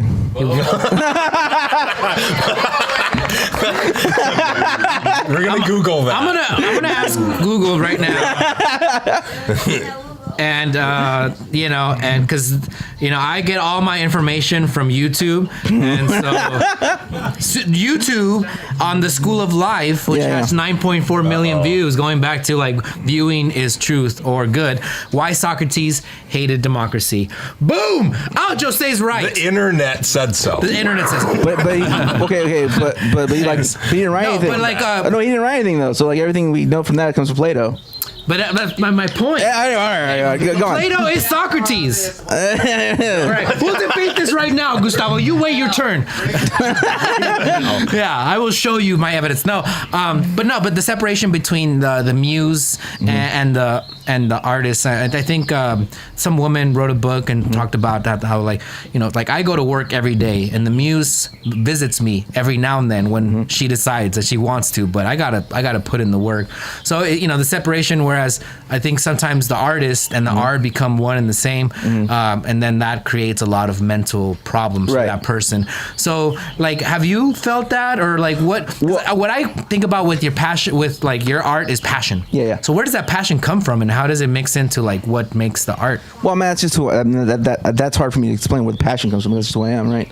That's part of who I am. That's part of how I am. I mean, part of how I am is to see, if I see something horrible going on, my response is not to necessarily like, you know, like, oh my God, I'm gonna comfort you. Or I have more of the instinct to be like, who did this? Who the fuck did this? And like, we're gonna go fucking like, we're gonna round everyone up. We're gonna that's just how I am, right? So that's how I am. And I'm not saying that that's the only way to be. I mean, obviously, the other way to be is also a really good way to be, but that's kind of my natural instinct, right? So that's my natural instinct. So when I write art, my natural instinct is going to be like, all right, it is, all right, you know, like that's my natural instinct, right? And so like I just get good at I get good at my natural instinct. I get good at, you know, you know, so I get to try and like figure out, okay, how do I do that? Because that's what comes naturally. Now and again, I'm gonna write something that's like kind of comforting, kind of pain, like I felt pain and you felt pain and we're all made of stars. I'll do that every now and again, right? Because I feel it, but like for the most part, what I do is really more like, it's more like this building, this kind of like train, like this kind of this motion, this perpetual motion kind of thing. And so that comes out of what my natural instinct is. It comes out how I am as a person. And then from there, I just, again, the product, the work is not a product of my personality. It's a product of discipline. It's a product of, okay, I know that I do this well. I know that this many phrases. I know that when I'm going to have like, okay, I'm going to accelerate. So I'm going to accelerate, I need an even number of rhymes. If I'm going to stop on a dime, I need an odd number of rhymes. I need 3s, 4s. Okay, this is 6 right here, this is 8 right there. So I mean, these are all things that go into the process of me working. I'm not just randomly writing. I mean, I'm not just randomly doing things. I'm not just randomly writing so I feel better. I'm writing for a purpose. I'm writing for a reason. I'm trying to get something done. And those reasons all stem from my personality, all stem from the things I care about. What is the reason? I think. Well, I don't know if you know about this, but like, I'm not sure you're aware. Are you trying to change the world or something? I'm not sure if you're aware of this, but like, you know, we live in a very racist country that cages about a quarter of the world's population. This country's constantly bombing other countries. This country supports other countries that bomb countries. We, you know, the planet's gonna burn in like 50 years, so or maybe sooner. Plastic's gonna you know, there's plastic everywhere. You got Elon Musk is throwing shit into space. So I mean, like, you know, these are kind of things that, like, you know, I'm like, wait a minute, wait a minute, whoa, this might be a bad idea. So that's kind of why I write. Yeah, does that burn you? And like when your inspiration is seeing these things, and you look around and mainstream society's like, yeah, we know the world's gonna end, but you know, who cares? I'm gonna be dead by then. I mean, when I was a teenager, I'm kind of used to it now. I mean, it's kind of like, you know what I'm saying? When I was younger, now it's just like my life. So it's not like, you know what I mean? It'd be like, that'd be a weird thing to get mad about. Like, you know, oh, the world's apathetic and these horrible things are happening. I'm so used to it. It's just like, it's just kind of like. But like, does it burn you out when you're looking at all these problems? And that's, I guess, in a sense, that's your muse, that we're facing all these challenges. And like, maybe going back to his question about the inspiration, like you're talking a lot about like process and being intentional, but is there a conflict with like the instinctual muse part, the inspirational part versus like, can you just sit down and... Well, I'm in university when I was doing a show there, and I'd done my set and they said like, oh, I want to know, what's it like to go through life so angry, right? Like, like it's like a really deep question, right? And like, I don't know. If anyone like watch my show is always like, I do some poems, then I have like these little funny segues that I pretend. I mean, maybe they're funny, maybe I don't know, but they're funny enough for a poet, right? So they're my segues, and they're these little segues I make in between my set, and it's supposed to be, you know, funny and happy and whatever, so that like I'm like kind of ridiculous, but my work's very serious, and this is a contradiction thing I'm trying to present, right? And so I'm thinking like, this guy even watch like what I just did, like, you know, like whatever. So I asked him like, well, what's it like to be such a passive aggressive shit? I mean, like, you know, because well, I'll tell you why I said that. Okay. Because we already signed contracts, and if Chapman University didn't want to get sued, they were going to honor the fucking contract. Okay. You gonna pay regardless of the fucking shitty students. Oh man. Yeah, that's great. Yeah, that's pretty epic. Take that. Yeah, yeah. I'm gonna. That's not nearly as epic as the time I ran up on the Monster Energy salesman at Cal State LA. You know what I mean? That was terrible. What did you do then? I don't know. I don't remember what I said. I hope it was clever, but I was like inches from his face talking some shit. Yeah, no, this guy was like, we want to do an outdoor thing. Outdoor workshop, and we're doing this outdoor workshop, and he's walking by, and this guy was like there to sell Monster Energy drink or some energy drink. He's all like "Viva la raza," all like sarcastically. So I fucking just ran. I just abandoned the workshop.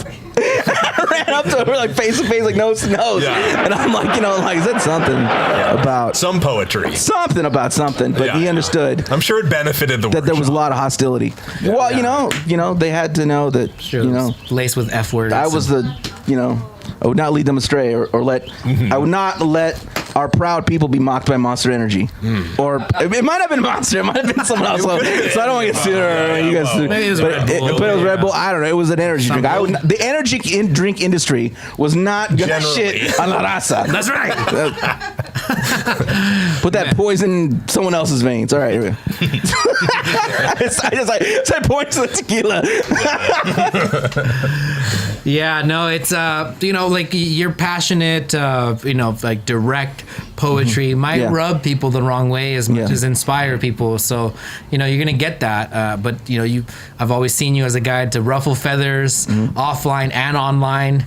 And so I think the last time you were here, you talked about a little bit of the wokoso culture and drama, all the ways in that you felt that you needed to like push back against that.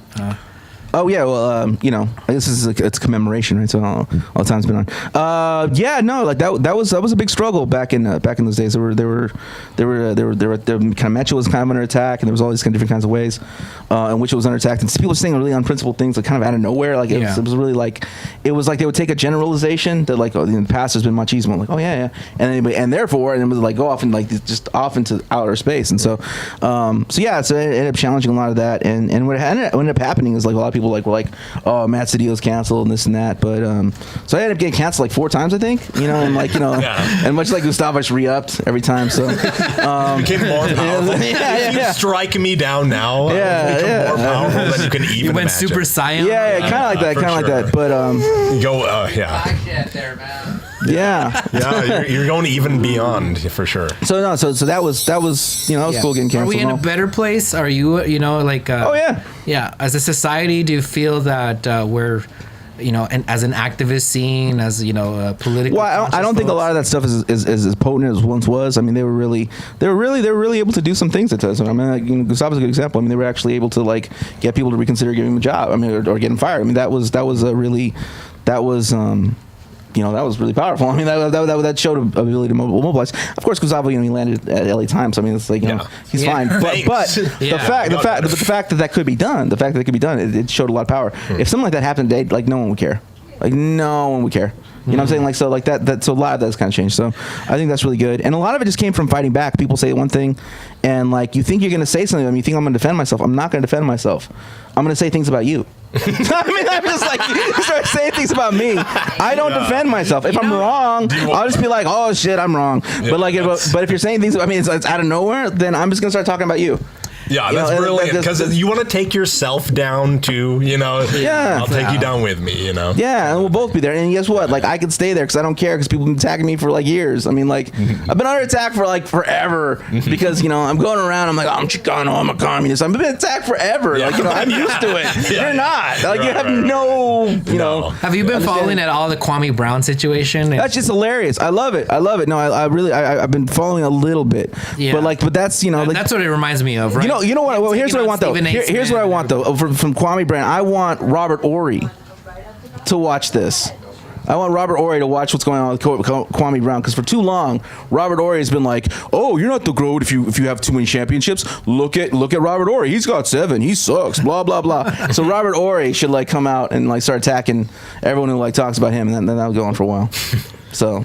That's right. Yeah. Yeah. No, like, I mean, it's brought up the situation about like people being able to like, fight back when, he got called out by Charlemagne the God. And everyone's been talking about Kwame Brown for like 20 years or for 10, 15 years or however long it's been. Yeah. Everyone's been talking about this guy 20 forever. 20 years later, he's like, you're going to taste mama's cooking. And he said, Stephen A. Smith, the only thing you beat me in is a spelling bee or something like that. I was like, that was hilarious. So, yeah. God, I'm a big fan of that. Yeah, man. So I want to thank you definitely for being here over the years. Like, you for sure are the one that's been here, the most times.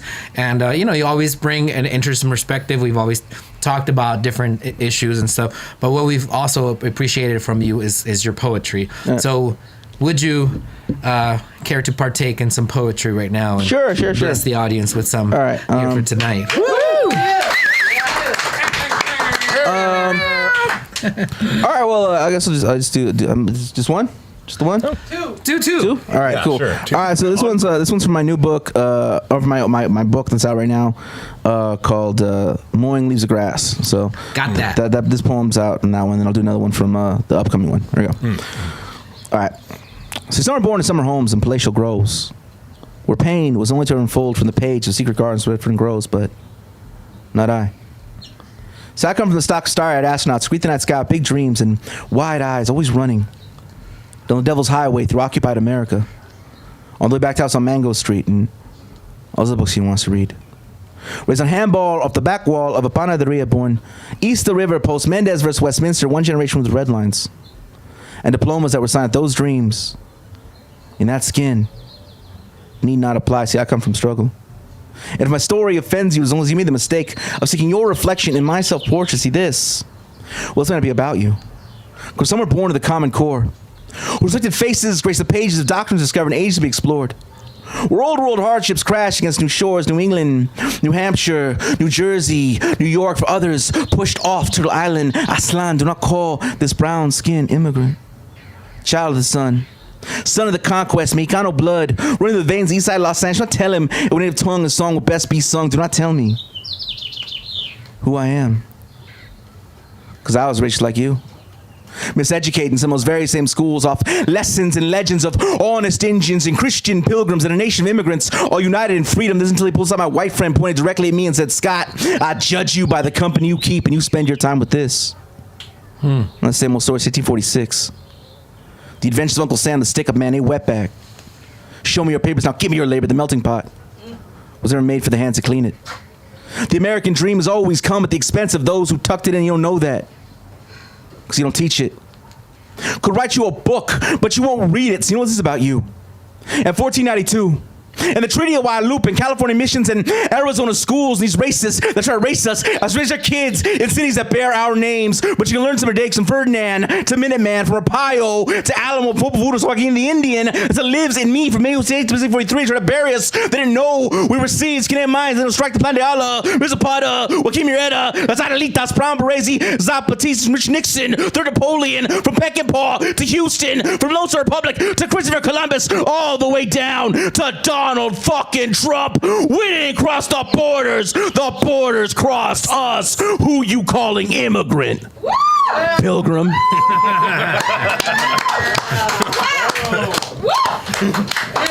like, ow. Boom.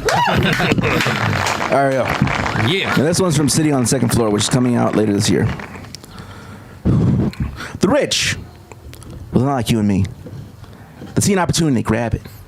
Reach for the stars and they put it in their pocket. Company stays in red, but they're backed by the government. Storm the public times and lines of pure profit, research and development. The rich, well, they different breed.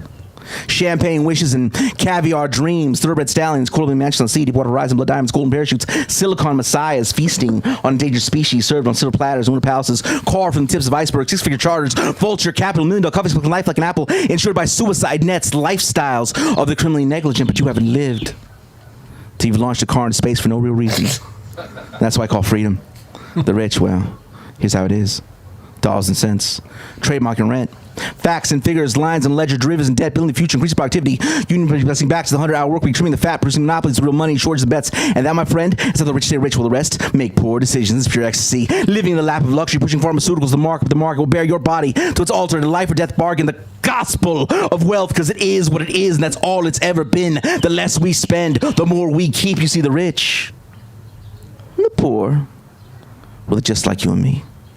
2 hands, 2 feet, The sky, the sea, and everything between, one heart that beats in the time. To make the most of it, find no sympathy. Reaching into these deep pockets, all we ever asked was for our fair share, and god damn it, that's all of it. So we out on the streets scream peace and justice. We sleep in satin sheets, streaming free and guiltless over oceans of tariffs, liquidating pensions off the bid on porcelain and portraits at billion-dollar auctions. You know you need us. You're selling your secrets. You still send DNA kits, watching the puppets on television debate freedom, free speech, fascism, democracy reaching the earth, punch the ozone and fuel the economy with space stations. Yes, space stations hydrating the red planet. We're gonna survive this lava pits. You got pots and pans. We got deeds and plans. Chopping down rainforests, colonizing the moon. We're the rich. Who the fuck are you? We'll privatize the water supply and then copyright the tears falling from your eyes. Burn it all down. What the hell are you talking about? The ice caps already melting. You want to start some shit? Eat the rich? We're already killing your kids. One carbon footprint, one gas emission, one oil rig, one naval ship, one free trade agreement at a time. We'll get away with it too.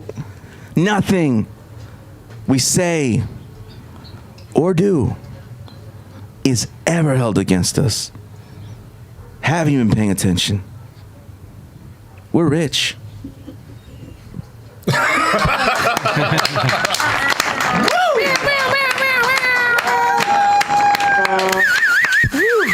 Tell me how you really feel. No, but seriously though, it sounds like you're a big fan of Elon Musk and his Mars exploration. So my next book, and this is not a joke, my next book of poetry, anyways, is going to be coming out. It's going to be called Elon Musk Must Be Stopped, and it's actually a fucking 10,000 epic word poem called Elon Musk Must Be Stopped, and it begins with the history of it begins with Columbus and it just comes all the way down to Elon Musk. Damn. It starts with Columbus here and then Elon Musk trying to colonize Mars. That's how it's a big history lesson. Yeah. But he's cool. He smoked weed on Joe Rogan and he came from humble beginnings and stuff. You know he makes flamethrowers? Huh? What? He makes flamethrowers. Yeah. Did you know that? Yeah, I heard about that. It's a good industry. It's bizarre. Anyways, this is Elon Musk tidbits. It's going into the material. I'm assuming there's going to be a flamethrower reference. I don't know what was going to happen with that one, but it seems potent. It's the next thing. It's the next thing. I'm working on. Yeah. That was great. No, thank you so much for sharing. It's what I missed, honestly, and it's where I got started. Like I said, I remember, what was it, 8 years ago when we did a open mic at the barber shop that one time. Are you going to bring up the fact that I was like, are you saying that Matt Sedillo can't get on the mic? I was referring to myself in the third person, only 6 months into doing poetry. I was already referring to myself in the third person. That's really embarrassing. It's really. Yeah, he comes up to me. No, it's we're just at the, barbershop open mic. I'm all likes you. I'm like, it's happening. Like, it's all about love and this and that. And Matt Sedillo. Okay, so I've apologized. Like, Matt Sedillo not gonna have a time to go on stage. I'm just like, oh shit. I was like, let's get him on next. Yeah. Peace, love. Is Matt Sedillo, not immortal, or his ways not eternal? No. I again, I've apologized for the number of times. You have. But as it turns out, the barber was like a fascist. So Yeah, no, that was during the whole gentrification stuff. Yeah, so it turns out he was like a bad guy. So fuck him. Yeah, so whatever. But I apologize to you. No, it's cool. No, I'll walk into his shop now and be like, "You saying Matt Sedillo?" Okay. I don't know what I'll say, but it will definitely be in third person. Yeah, no, of course. Yeah, Matt Sedillo, same character. Doesn't like when Matt Sedillo is met with. Matt Sedillo has a book. Matt and he's better than you. So fuck you. The Sedillism is denied. I'm sorry. No. Any places where they can find and cop your book? Mowing Leaves of Grass. I have that book. Spread it to a couple of homies here. Well, I mean, it's it's online. You can find it online anywhere. Amazon, right? Yeah. Try not to do that. So it's on Amazon. It's on Walmart. It's on directly. Whatever. I mean, but the Waltons don't need my money. Bessos doesn't need my money. That's right. It's on Barnes and Noble, but Barnes and Noble, Barnes are Noble. They don't need more money. So try and hit up Bookshop, or I think it's called Bookshop or something like that. Try to get one of the smaller ones. I know they put the money back in. You can order from my publisher, and but then I'll have to get on his ass to make sure he sends it. So do the Bookshop thing, or if you know me, ask for direct. Right. Yeah. Yeah. And we're going to give out your personal number after this, so people can just hit you up for that. So no, good. That was a bad reaction. Matt Sedillo will not. Matt Sedillo will not answer. Unknown number. Matt Sedillo is on the run. Yeah, Matt Sedillo's on the run from creditors. You know? Matt Sedillo's got creditors. Matt Sedillo there? Who's calling? Yeah. Matt Sedillo does not live here. Matt Sedillo. Who is speaking? Yeah. Good times. Yeah, good stuff. Yeah. Well, again, my friend Matt, it's been real all these years. For sure. Brought so much, joy and wisdom and power and passion to, to our show and, and to everybody that follows you. And so, you've really set a standard for revolutionary poetry. So, yeah, I'm happy and honored to have you here today. Oh, yeah. Well, I'm honored to have been asked amongst all the other esteemed guests. Really means a lot to me, and I really do appreciate it, and I really do congratulate you on 200 episodes. This is really quite incredible. Thanks, man. To put in this effort. Yeah. And you know what, Matt, I did want to thank you too, because I don't think we could have had 200 episodes without you, because you didn't come back in robot form and take over as co-host, as I threatened many times, predicted in one of the first shows. Yeah, one of the first shows. About automation. Robot Matt Sedillo has not come to fruition, but he will. I have a job. No. For the next few years. I was really. I mean, obviously, I knew I couldn't take Jose out, but I really was angling for your job. Yeah, no, you. Yeah, I did not. And make any bones about this. So I suppose I owe you an apology, but I'm not. That's why I'm thanking you, because it was a real threat. That was Thanks for not following through on it. I'm glad you used your creative juices elsewhere. Yeah. So. If this doesn't work out, though, the whole poetry thing. Watch your back. Yeah. I got you. I got you. But it'll be principled. Yeah, you're principled. You're very direct. No passive aggressive behavior here. Yeah. Viva la arte. Claro que sí. Yeah, so once again, thank you so much, Matt. Thank you so much, everybody that was here today. Gina Clayton-Tarvin is going to be running for council. Woo! Yeah, so excited for that announcement. Of course, Gustavo Arellano, the one and only Benjamin Vazquez. We had Mayor Vicente Sarmiento earlier. And I truly want to thank everybody that took the time, that was part of that shout-out video. Even though I had to definitely remind people several times. Ofender al presente aquí, Oscar, who I had to remind like 5 times, but he did it. With love. We did it. And shout out to Gina, who was like literally the first one to like do it and send that video. But I mean, Vince Royale, we've had a lot of people, even like, folks that, are no longer with us. Joe El Cholo passed away from COVID, and he was a guest on our show and, funny comedian guy. Like, we lost a lot of people. This year was especially tough for everybody. But but it's been tough in different ways, right? And we have some tough times coming up, coming soon with the housing crisis that everybody is saying that is going to start hitting our cities.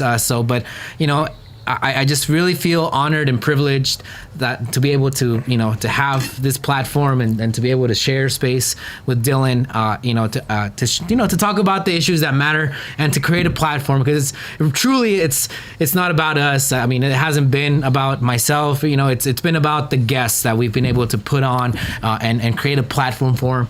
And I invite, and we've always said, we want more and more people to start their own podcasts and start their own shows, and we need mujeres and LGBTQ plus folks and everybody to start their own, because we need not just one but many. Shout out to Naui, who was like for years always like with recording stuff, without him being there confronting racists in Huntington Beach and all sorts of places. I got a lot of inspiration from him. But do you have stuff to say? Oh yeah. Well, I think Yeah, for sure. Dylan. We got a lot of our Occupy family here, which is, that's kind of how I was introduced to this scene. But I feel like I say the same thing every 100 episodes, which has only been one other time. But it's when this show started, like It's Happenin was Jose's kind of brand, and Jose approached me saying, "Hey, we should do a podcast or something." And it's like, since I was in high school, I probably always thought that would be a fun thing to do, but I never thought I would be able to do it. You know, I didn't want to do it. I was actively afraid to. I was told to say, dude, we started to do a mock run. I'm like, dude, I can't fucking do this. And you know, still nervous before every show, but it's like, you know, all this stuff we read at the start of the show, it's like, I mean, it's funny because I don't really think about it very much, but when I go back and read those words, I like really do believe it. Like, the future we want is only possible if we make it happen. So like, if I just said, no, I don't want to do it, you know, we wouldn't be here today. So thanks for pushing me and shaming me into giving a COVID shot. So I'm healthy. Tough love. So I can continue life as normal. But yeah, so appreciate it. Yeah, man. I appreciate you too, man. Like I said, like Manny Escamilla said, we're gonna, you know, be old cranky farts, you know, still doing the show and bringing people, you know, all of these good things. So I want to shout out Edgar Silva. Can you come in here, Edgar? Be part of, like, you know, just just so you can be part of audio video engineer. Yeah, brings the magic to us. Honestly, this guy has worked so hard for so many years. Oh yeah. My brother. Oh yeah. That's him. This guy right here. Without this guy, we really wouldn't be able to put on this show today. Indeed. You know, it took a lot of work, but also all the other shows. Yeah. Let's get a picture going. You know, and let's see. Oh yeah. Oh, you just say cheese though, right? Yeah. So shout out to the brother Edgar.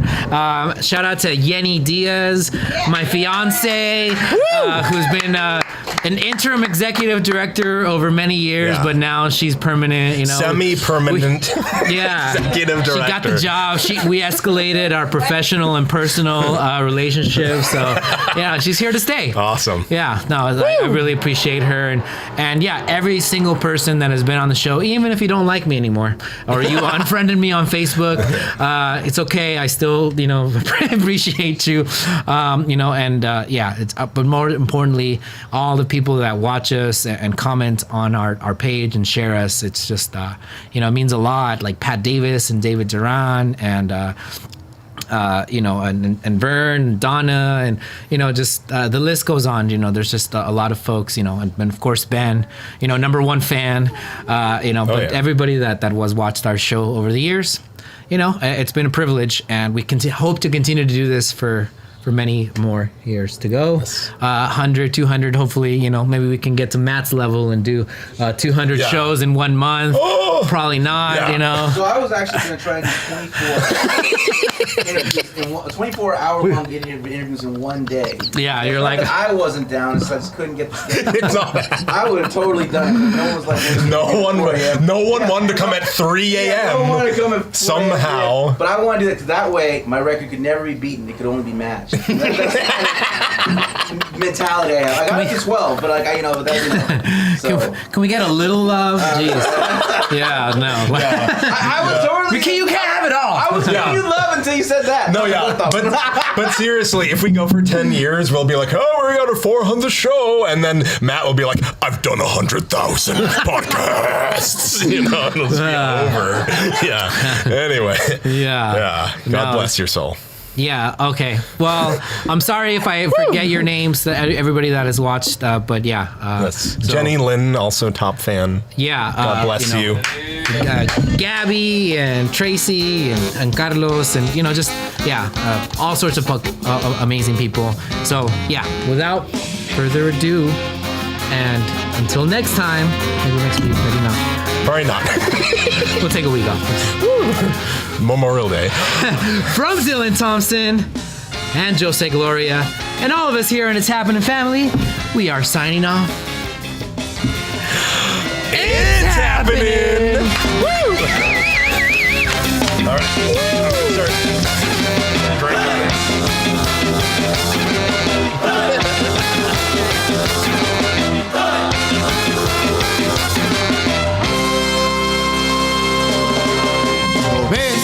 Te han cegado de realidad para no ver lo que es verdad. Te han engañado, no es libertad, lo que tú vives es vulgar. Ser un esclavo sin descansar mientras que el burgués se aprovecha de tus labores. Hay que luchar para vencer este sistema capital.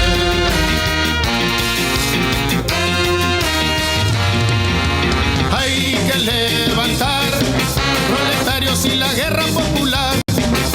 Hay que desarrollar nuestra conciencia para podernos gobernar. Hay que levantar los que han caído, víctimas de un sistema perdido. Matémonos contra el imperialismo, alzar los puños para lograr el socialismo.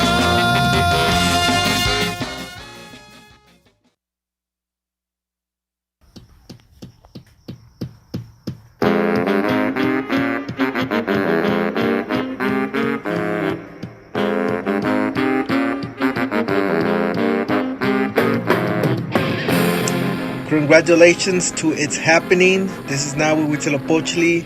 Thank you for being independent. We need more independent media for the Orange County, Santana area. Congratulations. Keep at it. It's your favorite school board member from Huntington Beach, Gina Clayton-Tarvin from the Ocean View School District. I just want to thank you guys for doing your show. It's happening. It's been amazing. 200 episodes. Wow, congratulations. Can't wait to come back. Will you let me bring my gavel the next time? See you guys soon. Jose Trinidad Castañeda here, wishing It's Happening, the best local talk show in Orange County, a happy 200th episode. Hi, Jose and Dylan. I'm Gabby Hernandez Castillo from Chicano Sonidos. And I want to congratulate you on 200 episodes of It's Happening. I've been on the show 2 or 3 times, so I should be considered a veterana of the show. But looking forward to being invited back on and breaking down issues that impact the community, like gentrification, gang injunctions, or the criminal justice system. Yo, this is Timothy Cotran, giving a shout out to It's Happening Radio. Congratulations on your 200th episode. Keep up the great work. The revolution continues. Peace. Hey, it's Tracy. Congratulations to It's Happening on 200 episodes. Y'all are amazing. Keep it up. Can't wait for more. Jose and Dylan, congratulations on your 200th episode of It's Happening. Muchas felicidades and cheers to all of you at It's Happening for your 200th episode. That is so wonderful. We depend on you so much to continue speaking truth to power, wherever that power may be. And here's to another 200 episodes. Adelante. The Scotachronicon, born under the morning star, rise up, look to the east and gaze upon the dawn. Neolithic sickle manufactured from a donkey jaw, megalithic monument that's fashioned out of solid rock. It's happening, Scott Celtic knot. Congratulations on the 200th episode of It's Happening. Que viva la raza and Chicano power. Greetings, this is Antoinette Rustata. Along with I'm Mr. Pato Bantan. We want to send a big shout out and much love and respect to Jose and Dylan. On your 200th episode of It's Happening. Check it out. Greetings, much respect. Keep up the good works, my brothers. So proud of you. Congratulations. One love. Peace. What's up, Jose? What's up, Dylan? It's Happening. 200th show. Congratulations, brothers, for everything you've done, and thank you for having us many times and sharing a little bit more about Huntington Beach and how it plays a role in Orange County. So, congratulations. Congrats, guys, on your 200th show. It's a huge accomplishment. Thanks for keeping the community informed and engaged and bringing a smile to our faces. Yo, it's happening. It's Vince Royale. Congrats on your anniversary, man. Keep tuning in. Hey y'all, Tyviet Fan here, Santa Ana Councilmember representing Ward 1. I just want to congratulate Jose and Dylan on 200 fantastic episodes of It's Happening. I look forward to seeing many more in the future. Much love to the audience of What's Happening, and respect to the hosts for keeping us informed and passionate. Lisa Peterson here with the Orange County Poor People's Campaign, showing some gratitude to the impact It's Happening makes on listeners' lives. Congratulations, guys, on your 200th episode, and wishing you as many more as you want. Hey, Jose and Dylan, congratulations on making it to 200 episodes. No one thought you were going to make it, including myself, but here you are on episode 200. Wish you at least 200 more and 200 more after that until both of you are old and have a grumpy old man relationship with each other. Wish you all well. Thanks for covering all the stuff in Orange County that no one else covers. Hey Jose and Dylan, Jorge Rivera here. I just wanted to say congratulations on your 200th episode of It's Happening. You're doing a great service for the community and I wish you all the success. Hey, congratulations, It's Happening on your 200th episode. That's amazing. Thanks for always bringing truth and power to the people, for the people, and by the people. Hey guys, congrats on all the episodes. Thanks for all the great work you've done for the community. And keep it happening. Guys, this is ITZ Happenin from Los Angeles, California, giving a shout out to It's Happening. Congratulations on your 200th episode. We love the vibe. Keep it up. Can't wait to see what's next. Peace. Hey, a big shout out to It's Happening and its 200th show. I am so excited to congratulate my friends Dylan and Jose on all these years of hard work and really putting stories and people out there that wouldn't have an outlet. And congratulations, guys, for all your hard work and persistence, and occupy until we die. Congratulations, It's Happening. Hey, it's happening. Jose, Dylan, congratulations. Jose Moreno here from Anaheim. Just a shout out, 200 episodes. Dios mío, thank you for being a great platform for the people, of the people, by the people. Standing strong with conscience, conciencia. We don't need no stinking badges. It's happening. Way to go, guys. Congratulations. Salud.